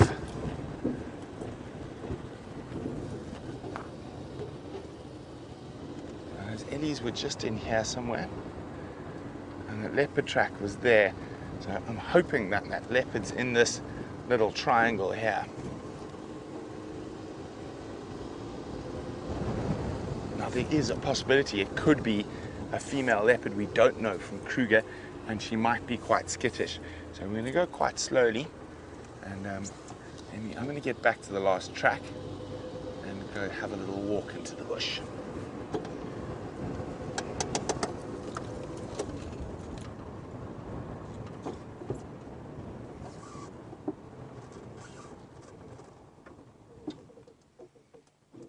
Okay. So that is that little area where I think this female leopard is. I've got back to the last tracks.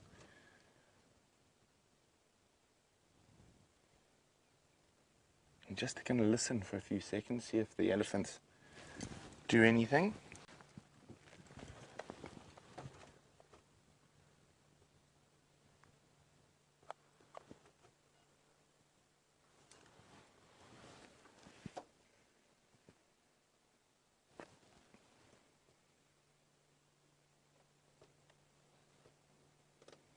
So we can't hear anything at the moment. So I'm going to go check on foot. While I do that, let's go see what James is up to.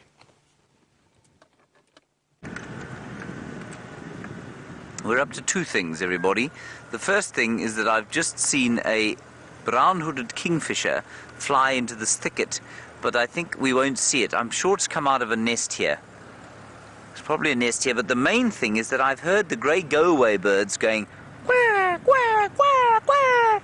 I think from the top of the jackalberry tree that we've been looking at for some time now, because it's fruiting, and I'm just wondering if there isn't a leopard around here somewhere. Because they do that when they're upset, when they're alarm calling at something. So it's possible. Hold your thumbs, Brian. I'm holding. Well done. Holding the cucumber. Is it cool on the palm?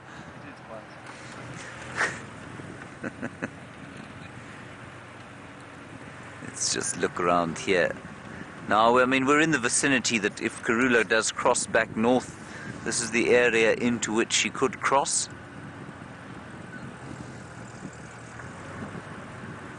I don't see any tracks. Let's go out of the drainage. Again, kudos to Connor. We've got signal here at Wendy, which is not normal. This is the fruiting tree in which I suspect the birds were sitting.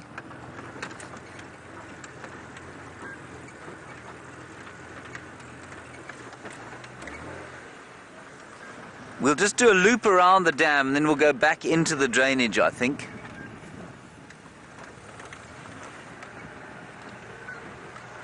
It would be so very nice to see a cat today.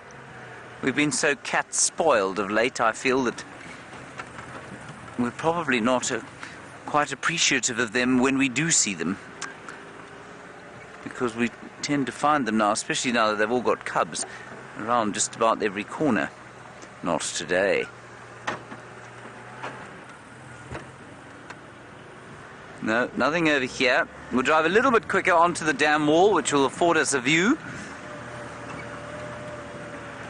to the north and to the west.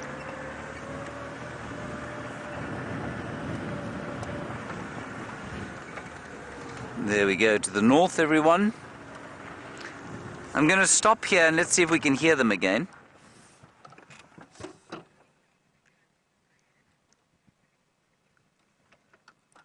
I think I can see a grey go-away bird quite far away there beyond the jackalberry tree. Yep, that's him there. Okay, let's go that way. Kimberly, you want to know why we drive around the corner there. How do we know one track from the next? Well, how do you know whether they're fresh or not? You need experience, basically. There's some obvious tips you can use. So, for example, if you see a lion track in the early morning and you want to know if it was from last night or recently, you'll check. Are there civet tracks nearby? And are civets or white-tailed mongoose or genets, which are nocturnal animals, have they walked on top of the track or not? That obviously gives it away. Or is there a dove track on it? We know that doves are diurnal and they only come down onto the ground at the very early morning. So are there dove tracks on top of it, or is he perhaps walking on top of doves? So those are some obvious ways. Then the distinction of the track. So are they distinct in whatever substrate you happen to be looking at them? So if you're on sand like this, are they still distinct, or have they lost some of their definition? That would be a good way of aging them. But really, it does largely depend on your experience, and especially within a particular area. I still struggle to know if something's particularly fresh or not particularly fresh, depending on where the animals walked. Now, if you're on a fairly clay-rich soil, so something that holds a mold, if you like, well, then the chances are it's a bit easier. You can see whether the tracks are more fresh or not because they hold their shape and then they lose their shape when there's wind. On sand, it's very difficult to tell if a track is fresh or not because they lose their sort of definition. We're going to go back into the drainage and up the way. We might be lucky. Hold on, Brian. Put on your wetsuit. We're going into the water. Splish, splash. Whoosh, whoosh, whoosh, whoosh, whoosh. Somebody's going to come and take us away one day, Brian. Most likely. James Duncan, yes, grey go-away birds will absolutely eat the jackalberry fruits. They will love the jackalberry fruits.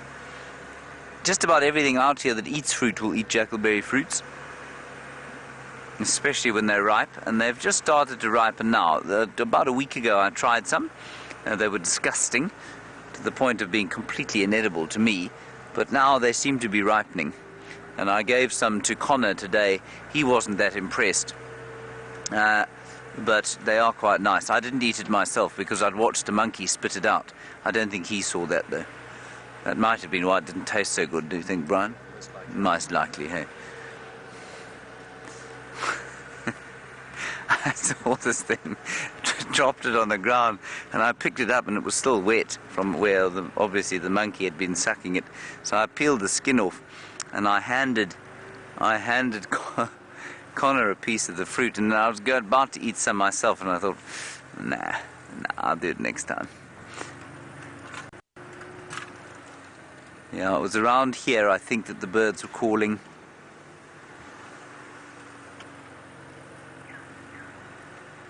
Now, Karula does like to cross this drainage, and it's interesting. I've watched... it seems relatively few, but I've watched leopards move around. Oh, there's an owl that I missed because I was waffling away. Can you see it? Is it a pearl-spotted owl? It looked a little large. Might be a barred owl. Oh, there it is. It is a pearl-spotted. Can you see it there? You see the thickish branch on the knobthorn? as it bends down, it's just behind there. Well, if you zoom into where you are there, yeah, to the right a little. I think it is. What I'm going to do, everybody, is try and call it.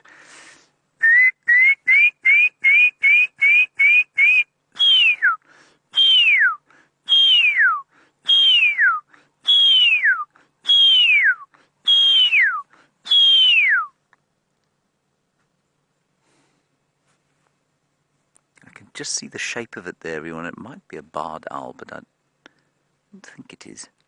Whatever it is completely unconvinced that I am a pearl-spotted owl. Let me look now. I think I can see. You got it there. Sorry, everyone. We will just quickly try and see if we can't see him.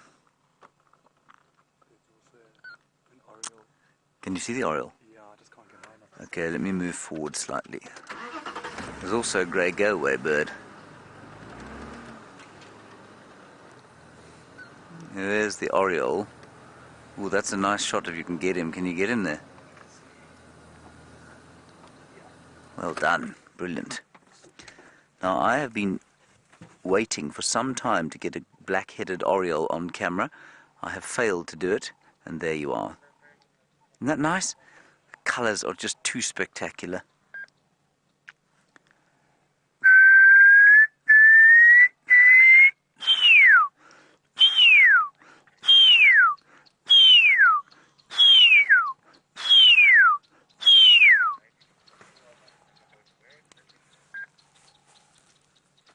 Now, let me just try something here.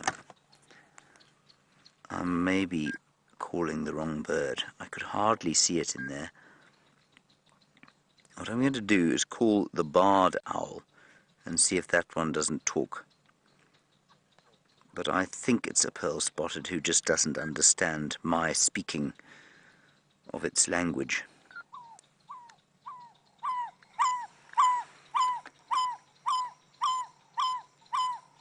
That's the barred owl, everyone.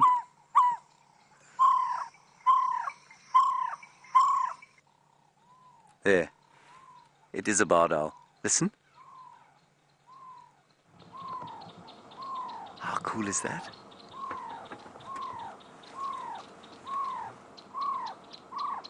That's not me, everyone. That's the bird. So it was a barred owl.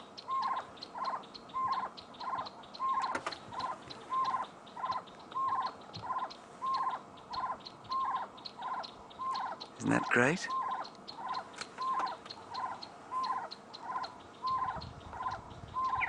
Now, can you hear that clicking sound? Can you hear that click, click, click, click, click, click, click? It sounds like alarming to me.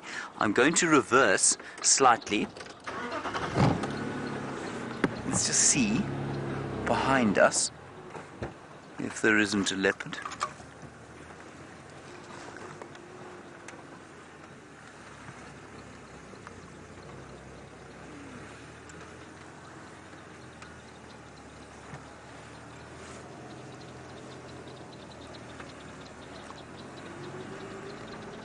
James Richard, while we see what these helmet shrikes, I think they are. No, it's not helmet shrikes.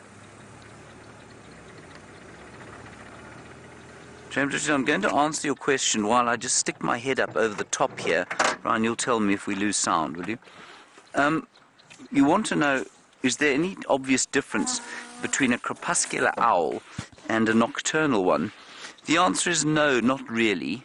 I'm going to whisper a little bit now, just in case there's something lying in here.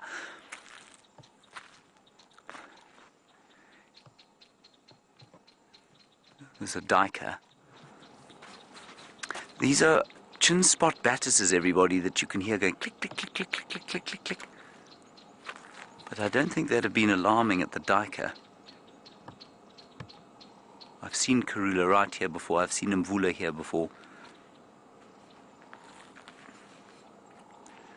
James Richard, there are no differences, no, not obvious ones, and that's because the crepuscular ones do, of course, tend towards nocturnal activity. So things like the barred owl and the pearl-spotted owl do absolutely tend towards nocturnal behavior. Do I need to walk backwards, Brian? You're still good? Can you hear me now? Yeah. You can still hear me? Okay. Amazing. So, no, they're all kind of drab. None of them are particularly bright colours. I think you'll find if there were any truly diurnal ones, then they probably would be fairly bright colours. There's something going on here. I don't know what it is. There was a duiker there, though, and I can hear some elephants. I therefore suspect that there aren't any leopards here. Let's go forward. We might see the elephants. It'd be quite nice. It would be very nice, wouldn't it, Brian? Okay, let me just put this back. Now, just to reiterate, everyone, I don't really like to call the birds with my bird app. I will do it if I'm unable to do it myself, and just to identify that bird. I don't think we did him any harm, but I think if you repeat doing it, it obviously confuses them because they think there's a bird in their territories and they get... What? The owl? Brian's got the owl, everyone. No? Say when?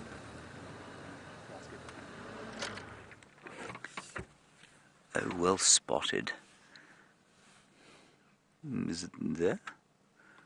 Uh-huh. There is the African barred owlet, everybody. Unfortunately, just behind a little piece of bushel. Shall I move back a bit, Brian? Forward. How's that? There we go. Isn't that beautiful, everyone? Look at that. That is fantastic. I can't even see him with my naked eye. How beautiful is that? Right out in the open.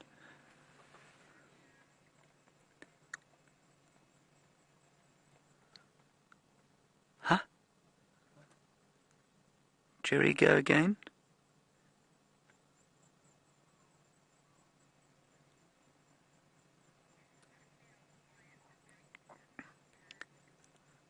Right, there's a female lion at the Djuma Dam Pan. Okay, I think we'll probably have to go there because, of course, the barred owl, well, we've had a good sighting, haven't we, Brian?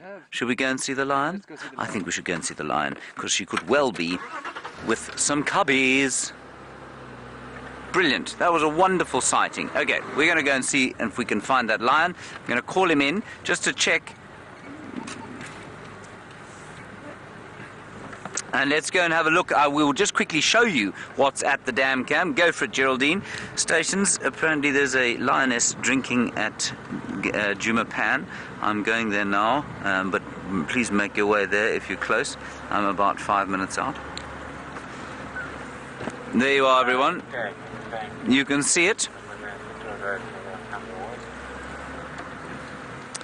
And she's now heading down towards the dam. And I'm just going to keep everybody on the game drive informed. Stations that animal is now mobile into the dam. We're watching it from the camera, so I'm not there yet. I'm on Twin Dams. Right, let's see if we can get there quickly, everyone.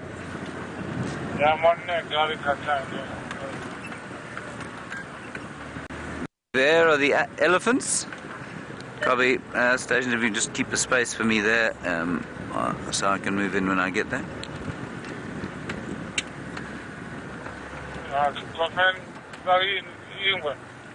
Negative, lioness. The elephants, I'm not sure which picture.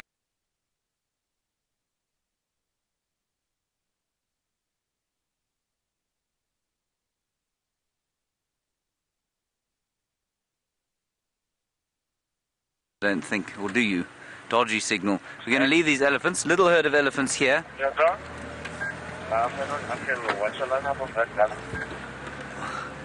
Alright, she's just crossed the dam already. I'm getting there as soon as I can.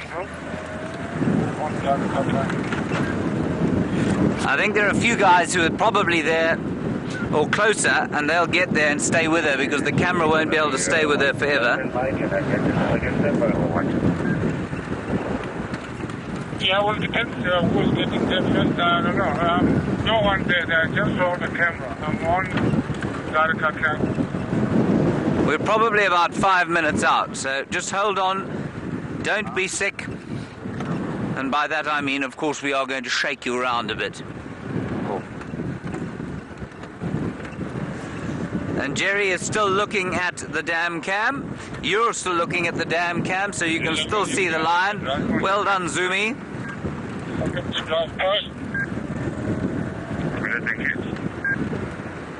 We're herring up there as fast as we can.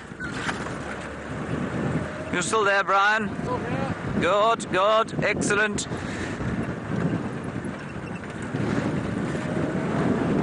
And you're apparently now losing sight.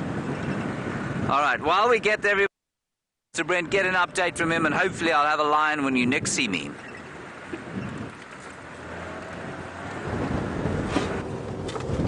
How exciting! One of the Nkuhumas must have popped out at the Djuma camp.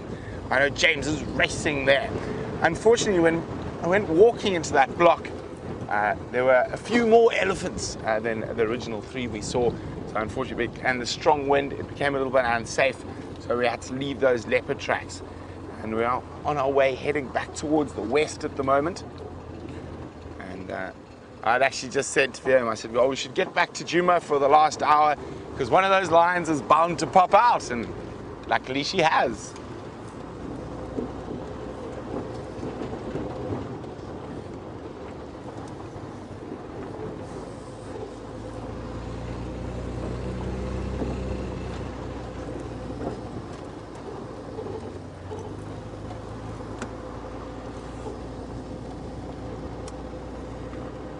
Now, there has been a report of Tundi as well in Cheetah.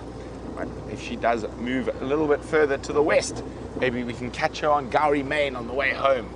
So fingers crossed.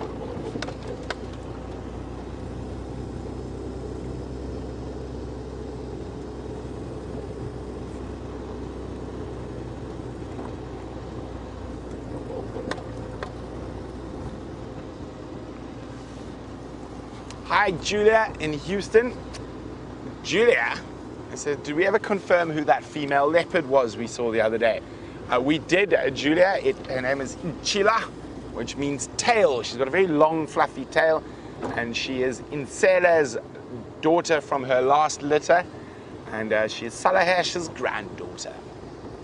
She, unfortunately, after visiting us very briefly, basically walked all the way back to Sibambili during the day between drives.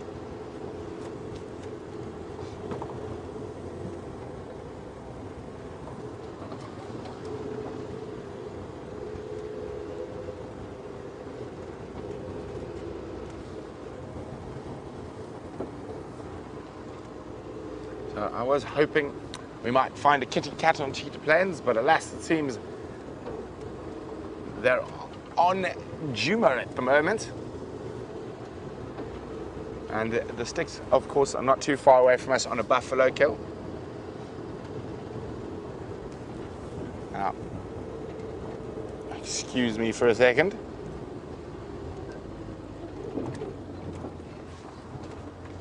I'm just going to pop my jersey on. It's getting a little bit nippy.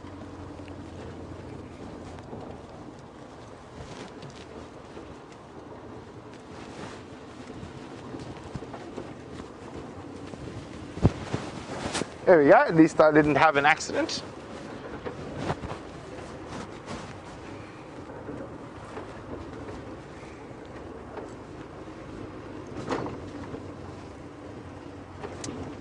Now, of course, you never know what might pop around in the next corner, so we might have animals shortly. There's one last waterhole on Cheetah Plains we haven't checked. So let's go have a look.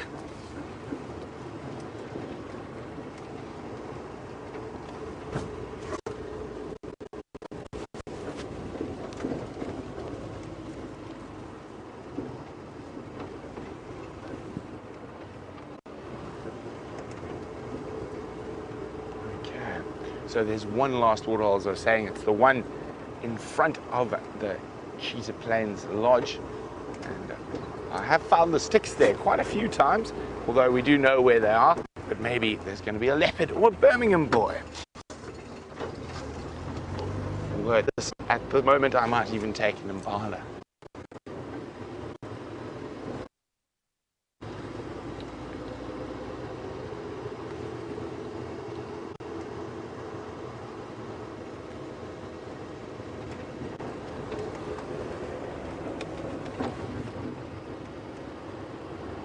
Let's see anything at the waterhole. Vim, can you see anything? I see an animal, Vim. This is not a cat, but it is one of my favorites. With a lovely backlighting as well. Out of all the antelope we get here in the Sabi Sands. No, don't run away, big boy. There's a few of them. Oh, there we go. Oh, off they go. It's my favorite antelope in the Sabi Sands, the bushbuck. I find them absolutely stunning. There's a little female. Hello, little one. There was 2 males and a little female there. 2 females, sorry. You probably find they're very relaxed around the vehicles. I mean, around the lodge and people, but not so much around the vehicles. They're probably just sneaking out of that little river system to go have a drink.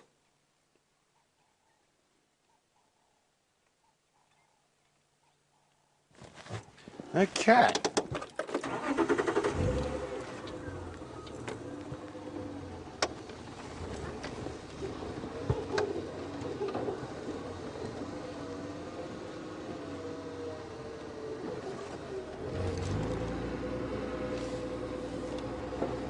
Okay, well, we have driven nearly every road and covered every inch of Cheetah Plains, and I've still got the suspicion that more lions are going to pop up on Djuma. So I'm going to start slowly making my way back towards Djuma.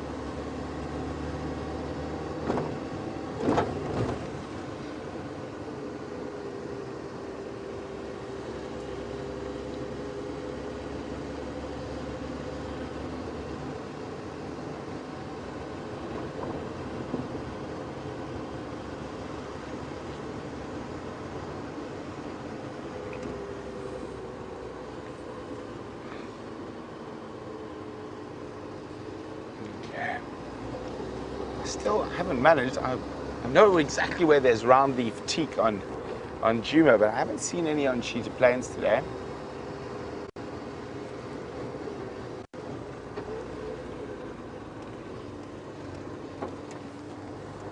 This is my favorite time of the day, as the sun starts to set. Well, actually this and sunrise or first light. Predators are going to start moving. There's always a chance of seeing a crepuscular animal.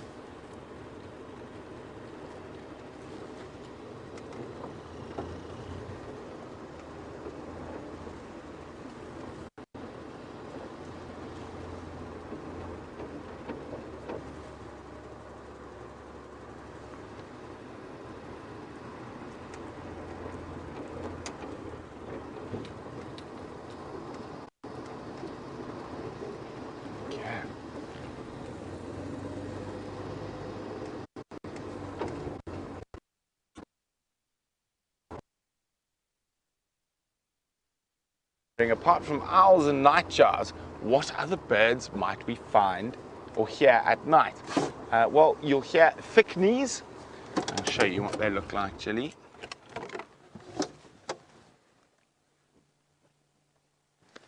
So you can hear thicknees, coursers as well, also another nocturnal bird species.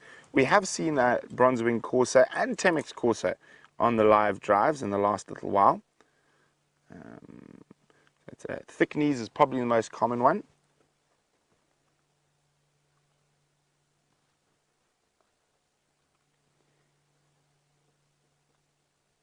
Here we go, thick. And okay, so Now you might see these on the Djuma dam cam quite often as well, the water thickney. Let me just get my finger in there to get that call on. There we go.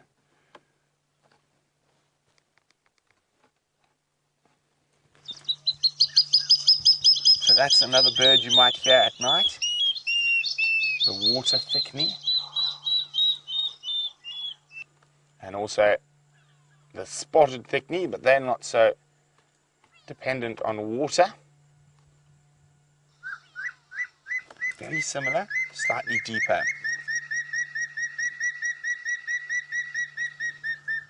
And then my favorite of outside of the owls and nightjars of the nocturnal birds is, of course, is the coursers.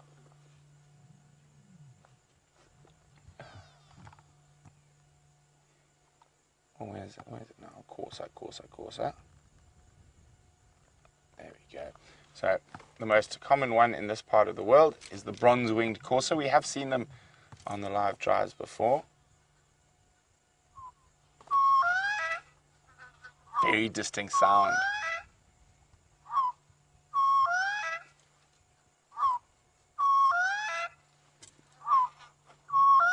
And then we've only ever seen the Temix courser once, and that was on the open areas of Cheetah Plains. It is the smallest of all the African coursers.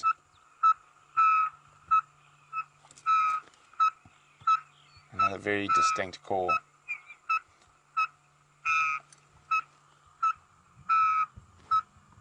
Now, the bronze-winged courser we'll find in this mixed woodland, whereas the Temix courser prefers short open plains. The spotted thickney, again, also in the broadleaf woodland, and then the water thickney anywhere around a little water hole. Okay, we're going to keep moving now, west towards the setting sun. And while we do that, let's go see how James's search for the Nkuhumas is going.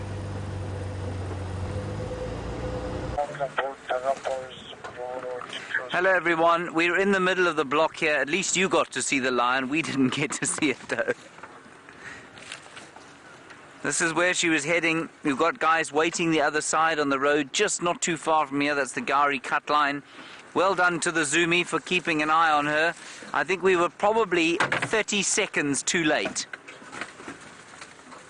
As we went in the direction that she came, and we have found nothing. I did hear a twig snapping over here. It's unlikely that she's made a twig snap, being a lioness. But I wonder. There are people sort of along the Gari cut line over there waiting to see if she pops out. Maybe she's got cubs in that drainage system. That's certainly what Jamie and Brent thought after their morning tracking, at least their afternoon tracking yesterday. You right there?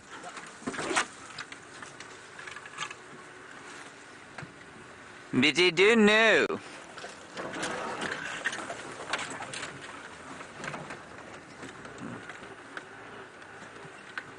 We're just getting to that time of day when their colour is so completely perfect.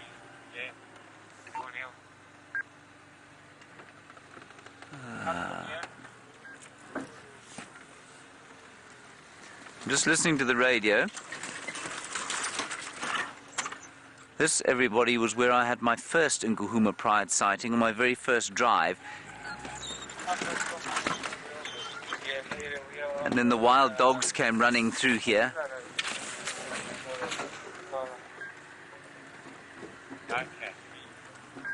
Just going to find out how many people are on Gari cut line. There's a buffalo, 2 buffalo there. Stations, how many people on Gari cut line at the moment?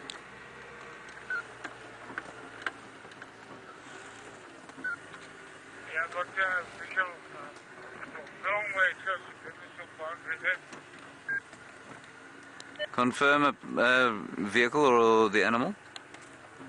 The animal is crossing to the distance, the drainage.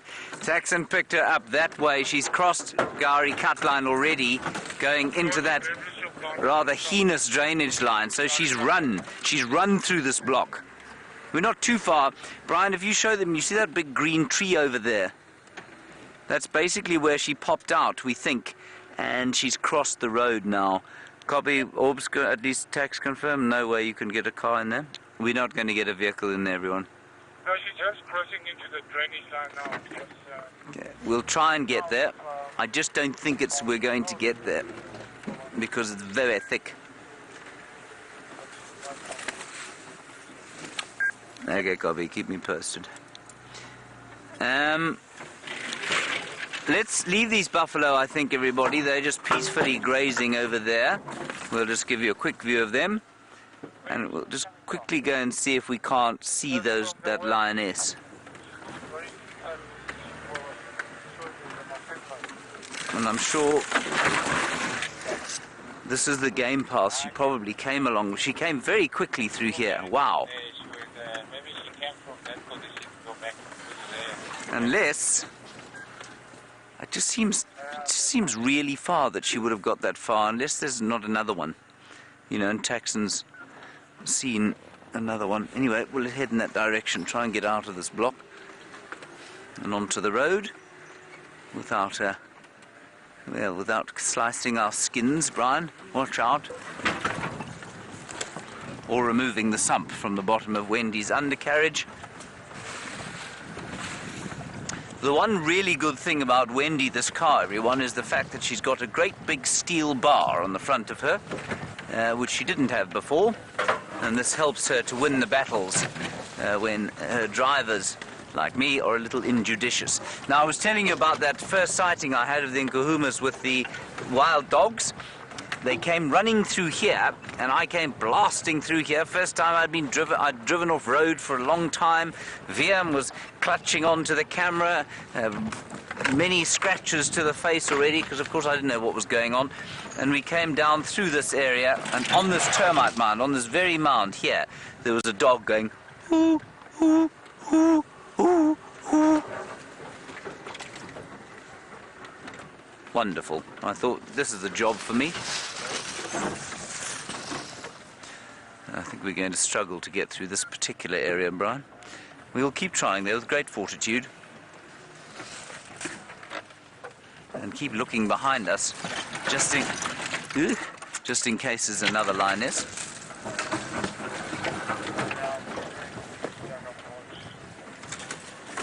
The road is not far from us. But to get to it. Good firewood there, everyone. Good firewood.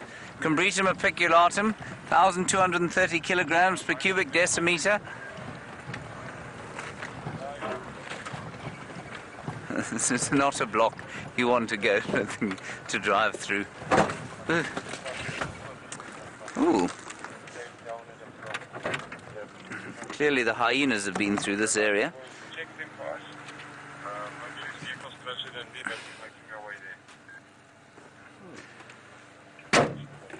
Very nice, lovely. Somebody close to the column?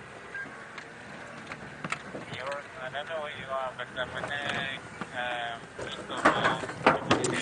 Hello, Kathy in Memphis. Unless I'm very much mistaken, unless one of our viewers has managed to sort this out, you want to know if we know the gender makeup of the Nkuhuma cubs yet? No, not exactly. I've definitely seen at least one male.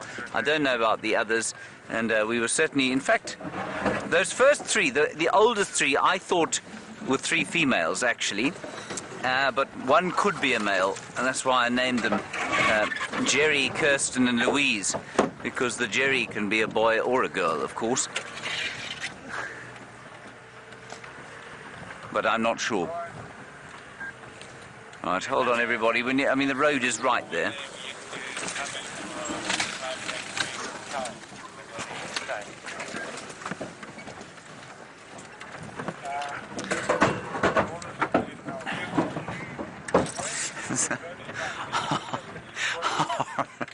Horrifying noise on the bottom of the car. I'll be most surprised if there isn't most of this Land Rover left behind in this block when we get out of it eventually. We've got to the point, of course, of no return. There's the road right in front of us. My goodness. I'm not sure we're going to get through here. We are. It's quarry bushes. We'll make it. Well done, everybody. You can heave a sigh of relief. We've made it through.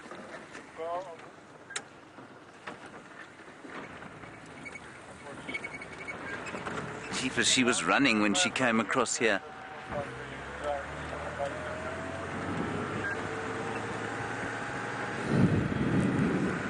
So she crossed somewhere here. You can see the dust maybe in the air. That's from Taxon's vehicle.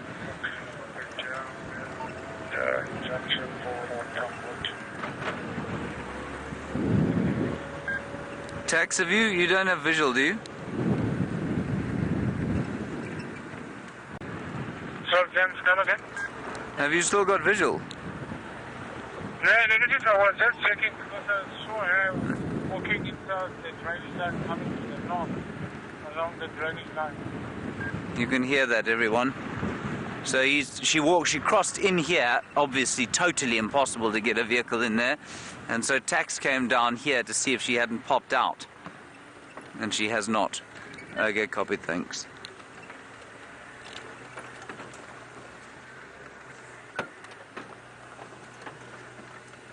The brakes are still working, Brian, which indicates to me that we have not pulled the brake line out. It's a bit of a bonus. The damage hasn't hit the brake line. Yes. It may have removed the oil sump, but the damage has not hit the brake line. You're absolutely correct. Now, this is just a beautiful area. I've walked through here. I've walked the length of this drainage line, and it's just so very lovely.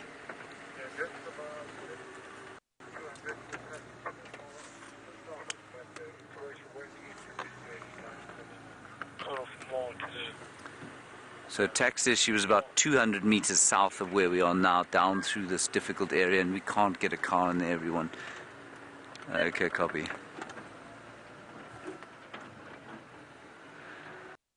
Oh, well, at least you got to see her.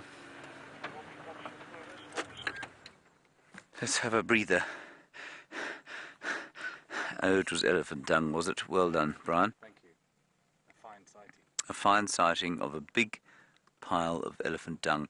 It might be worth just sitting here for a little while to see if she doesn't pop out. Hello, no, it was just, I couldn't stop this message.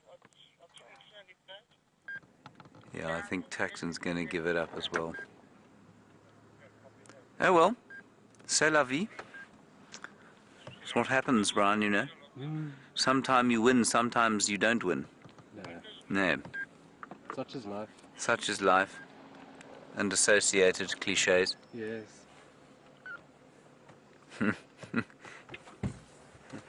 Michelle, you say the lioness must be Karula's cousin because you see her on the dam cam and then she's gone. It's exactly what's happened. She's in this thick stuff here, somewhere. And I mean, it would be worth driving in here if we could get a car in, but I don't think we can get a car in here and get it out again. Still, there we are. We give it a good time.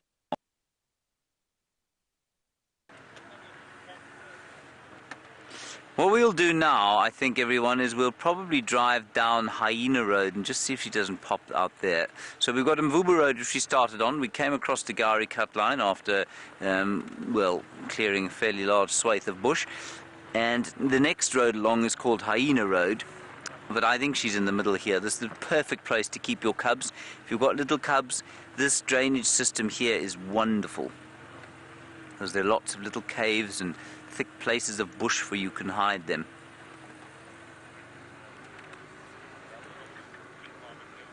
Akona nchumu.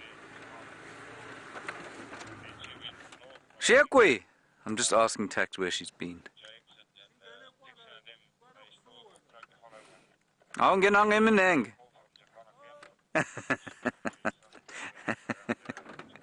I just said to him, did you not go in on foot? He said, oh.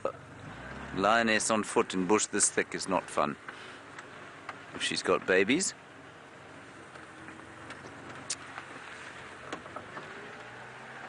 Yeah, I'm afraid it's just too thick in there. He reckons she's pretty close by. I'll see if I can get... We'll just see if there isn't a very convenient path in here. But if you look through here, to get to the edge of the drainage, I think will be nightmarish. So I think we'll just carry on.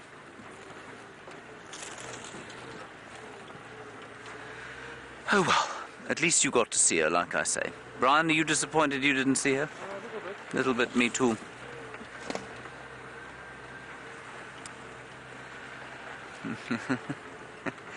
And most of you are happy that you saw a cat for Cat Day. I'm very glad. Cat Day.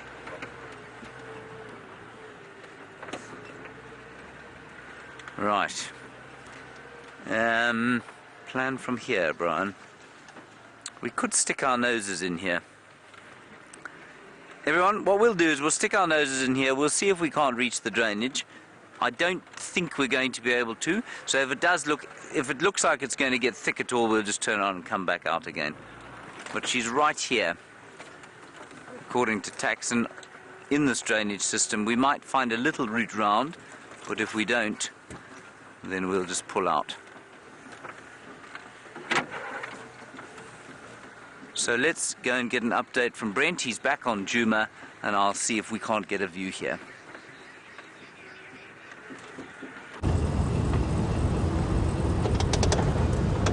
So we've made our way back onto Djuma, and I know there's that single lioness that James is looking for there, and I think it could be due to the having cubs in the drainage line. So I'm going to take a gamble, and I think the rest of the lions must be in the southwest. So we're going to loop our way through there, and maybe we'll see them on the move.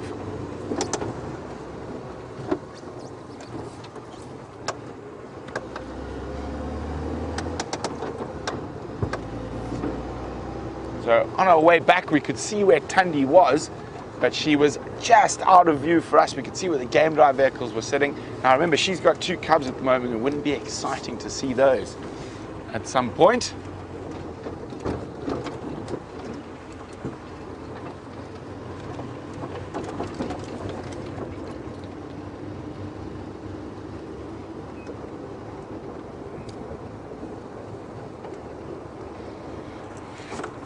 Hi, Valeria from Massachusetts.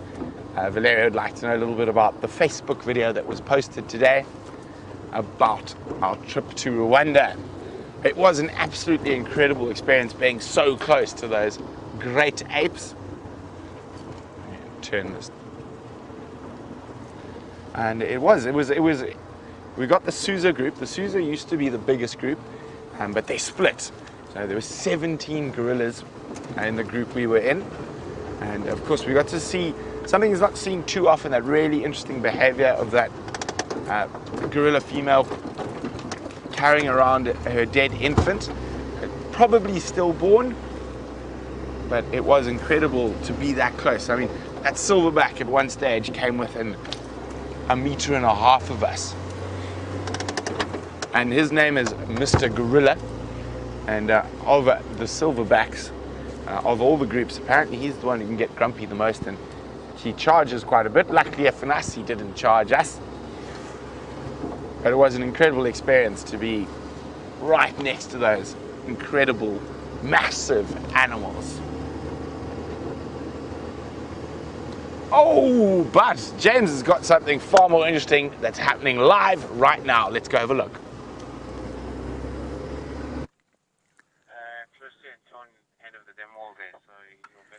Oh, shit. Oh, sorry, we're live. Oh dear. Sorry everybody, I hope you didn't hear that rather bad word. I was just a little bit worried we were going to drive over the edge of this block. We found her. Did we see them? Well done everyone. We've got through here. It's very thick. You can see we perched on the edge of a precipice. I apologize, I didn't have yet again I managed to knock my earpiece out. You might forgive me because we did find the lions again. Let's see if we can get another view on the edge of this rather precarious peninsula.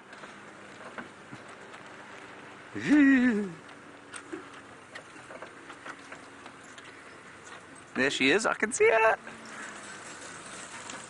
Now, I don't want to look at her, I'm going to watch the road. Road. There she is. Look. Oh, wow. I don't think we've met these ones before.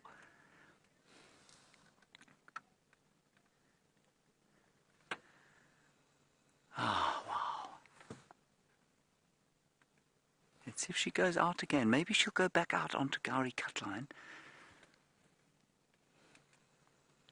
We'll watch, just see if she pops out. If she comes up here, we must find out where Brent is, because I think he might be able to get there faster than I'll be able to if they come out.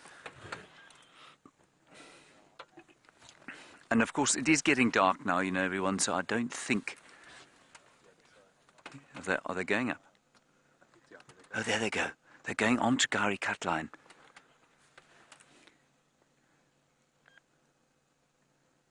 Unless she leaves them down there. This is quite interesting. Let's see, maybe she's going hunting. No, there they come. So, Jerry, just tell Brent, if he's anywhere near Gowrie Cutline, it'll be a good idea for him to race along there as fast as he can. Those are tiny. I don't think we've met these ones before. These are the ones we haven't met yet. Oh, this is incredible. The sun has gone down. We're definitely not going to shine any lights on them, everyone.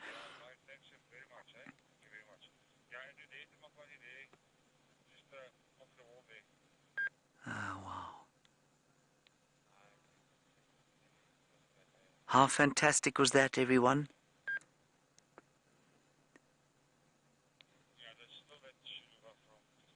Ah, wow. I think that's it, I'm afraid. Unless Brent is very close to Gowrie Cutline.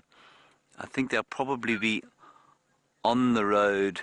Yeah, no, Brent, he's still quite far away. We'll go round to Gowrie Cutline and see if we can get another view as they cross there. I'm going to call it and just say, stations, we did relocate this lioness in the drainage line. She's now gone east out of the drainage back towards Gowrie Cutline with 3 youngsters. But I'm on the eastern side. She's gone west onto the road, so I can't get there.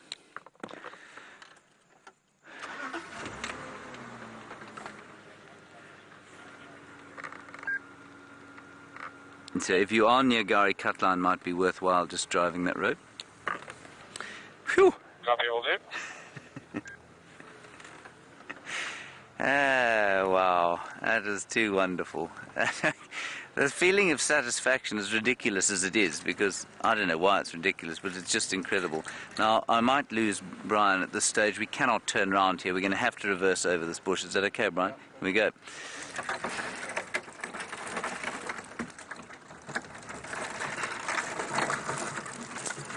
You right there?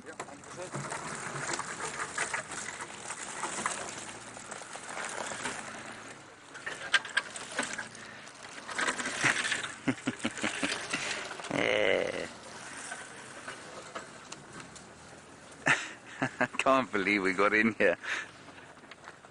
And we didn't have to, once we got to the edge of the bush drainage, we had to push a bit to find a spot, but it didn't take much to get to where we are now.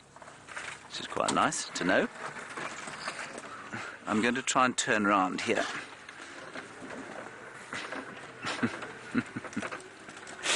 Wow. I mean, look down here.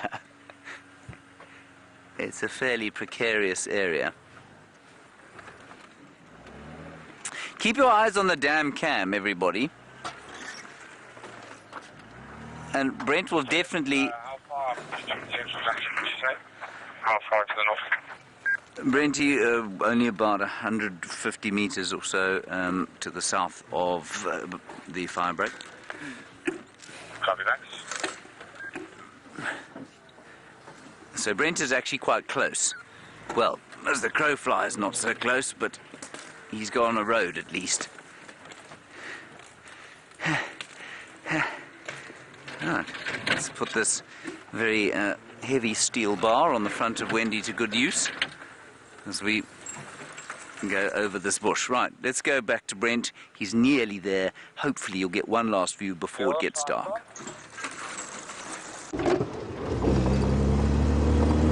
We're on Gowrie Cutline. We're rushing through.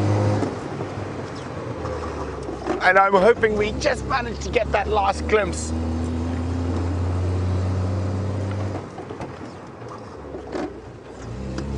Now that area where James was is incredibly difficult. And there's no ways he would have been able to follow her through. I'm just hoping I was almost hoping she might be walking down. Now the possibilities, the rest of the pride might have made a kill. Who knows? And maybe she's taking the cubs to the kill. But of course, it's nearly dark now, so if we do get a visual, it's not going to be with any spotlights. Oh, hold on, Vim. Sorry about that.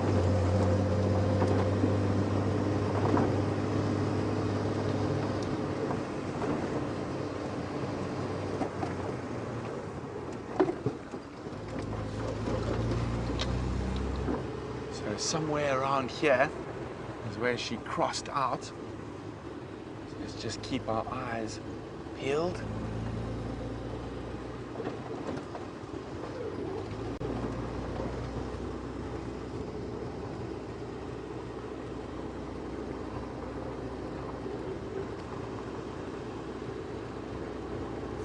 I think I see her. I think I see something. In this half light, is that lions or is that impala? Them? That's impala. They're probably staring at where the lion crossed if she came out anywhere around here.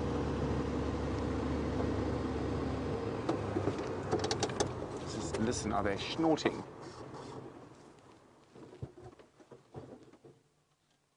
Oh. No, it's a nyala, sorry. But they definitely haven't seen her.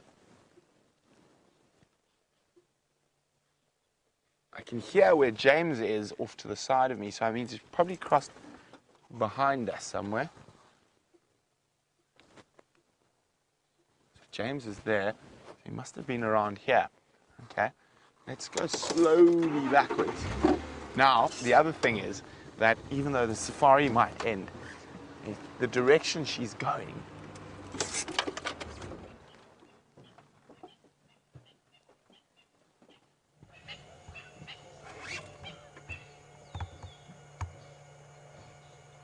heard some alarm calls,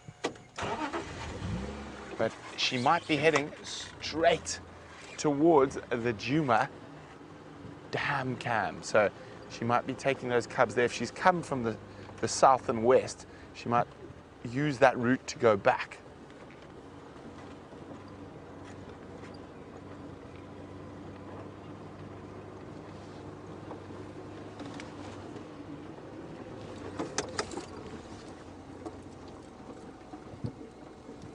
Listen again. Okay, so there's James has just arrived, and he says about halfway between us is where she crossed. There's James and Brian with the cool cucumber thumb. You can see the nyala behind James. So I think it's worth our while. We're gonna head back towards the Djuma Dam.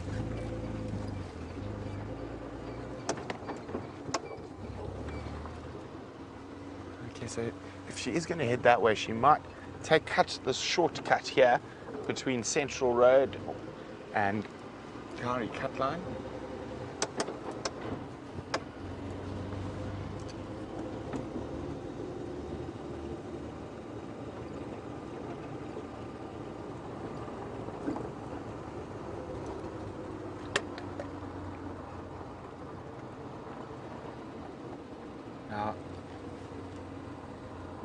Hi, Jilly. Jilly is in the UK. Jilly's saying, do I have any guesses about how old the cubs are? Well, Jilly, I haven't seen them, so if it is the ones that were at Buffelshoek Dam, I'm guessing they're probably around 2 months old now. So about 8 weeks, which would maybe even 9 weeks or 10 weeks, which would be the right time frame for them to start joining the pride at kills.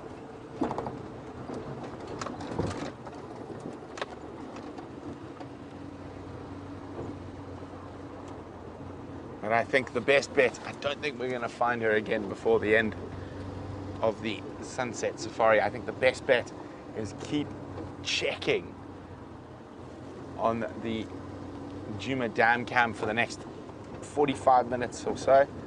I think there's a good chance she might pop up.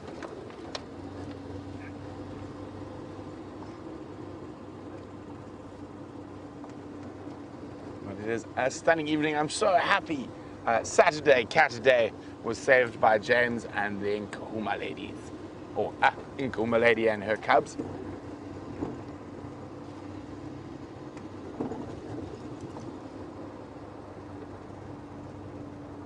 Now, someone was saying that I can't remember who, because I was so excited that we might get to see those lions, and that loves the way that all us presenters are excited, even though we do this every day. But well, we truly do love what we do out here, and we're one of the, I think, some of the few people out in the world who actually thoroughly enjoy their jobs. And of course, like all jobs, there's certain parts that aren't as nice as others, but I'd say for the majority, you couldn't really ask for a better job than what we do.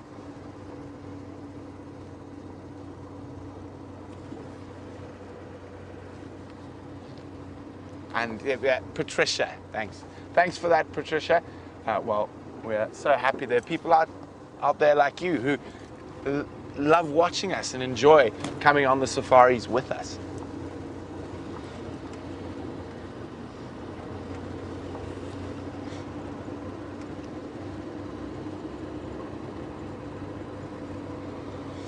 You can see the sun is dipping.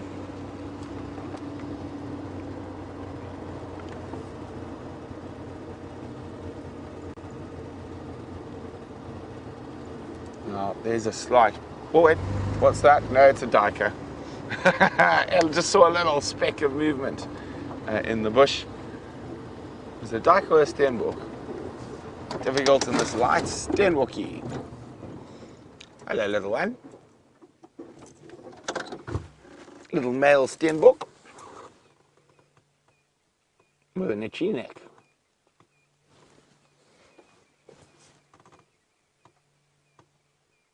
Incredibly alert little creatures.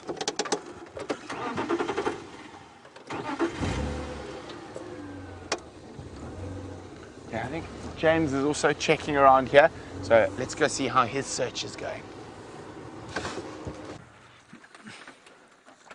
No lions, everybody, but we have come across these beefaloes who seem to be remarkably unfazed by our current presence, which is nice. That's my head. Very nice, Brian. Did you see I've got a boss as well? There's my boss. Wonderful. Yeah, very nice. Not as impressive. Not as impressive, no. No, were I to bash heads with this buffalo, I believe it would hurt substantially. You may come off second best. I may come off second best. I feel like I haven't seen a buffalo for quite a long time. I mean, other than the two we saw earlier today.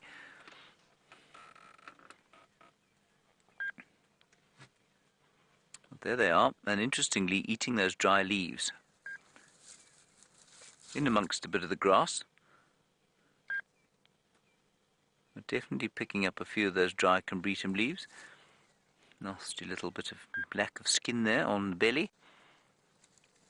And there are about 5 or 6 of them here walking through. That lioness poses no threat to big buffalo bulls like this. She'll need at least 3 of her cohorts and possibly a male to help as well.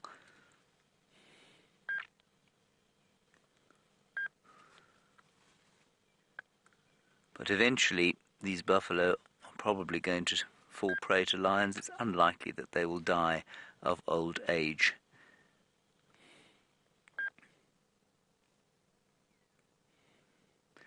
Beautiful sky, the dying embers of the day.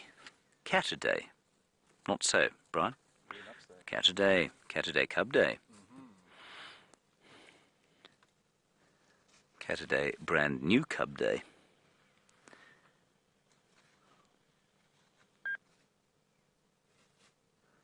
Definitely actually select. Just see what he's selecting. No, he's selecting for the grass.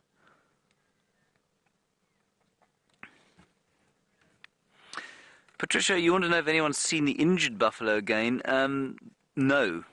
Jamie found that injured one, I think it was yesterday evening. We have not seen another one since then.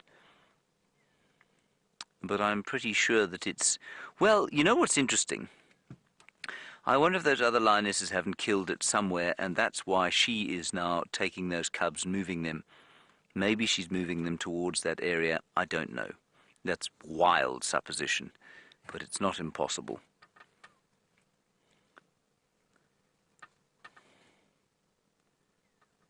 Wild supposition is a big thing amongst safari guides. We like to wildly suppose things. especially in the face of a lack of evidence, because no one can tell us we're talking rubbish. We'll just put a little bit of light on the situation. There we are. We don't put spotlights on them. We don't mind doing this sort of broad-based floodlight on them, though. Now that's an 800 kilogram animal, everyone. That is about 2,000 pounds, and a formidable creature for anything like a lion to try and kill. And that's why it takes probably the 4 lionesses that we watched, or that you watched with Jamie and Brent kill that buffalo. I think that they were, well, I mean, they can do it, and then we watched the other night 4 of them fail to kill one of them. They raked him, and they tried desperately to bring him down. Eventually they were just too tired and they couldn't move, and they gave it up. So 4 lionesses on a buffalo, even money. Tilts in their favour, the lion's favour that is, as soon as there's a male or perhaps another lioness around.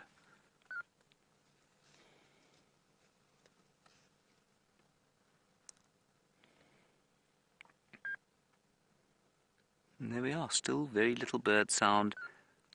1 or 2 drongos calling in the background. But that's about it, really. Very quiet indeed. Okay, let's go up onto the ridge crest here and have a last look over the sun. And we'll hand you back to Brent.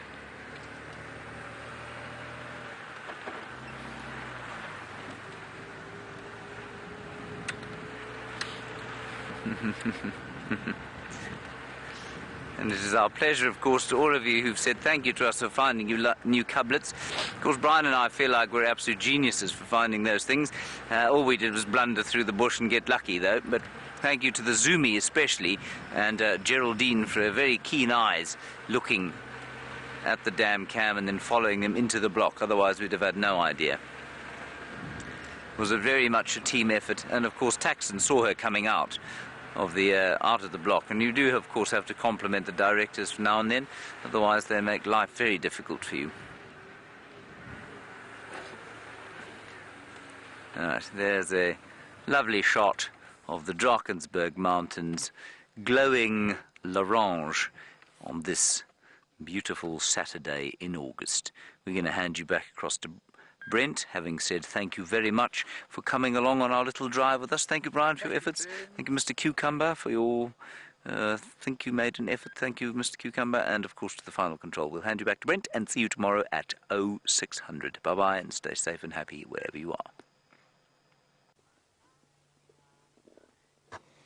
Oh, there's a stunning African marula, apple leaf, and terminalia silhouette on the quarantine clearings right near our camp. Now, very exciting. I'm hoping that lioness is taking those cubs through to a kill, so I'll be on her tracks first thing in the morning.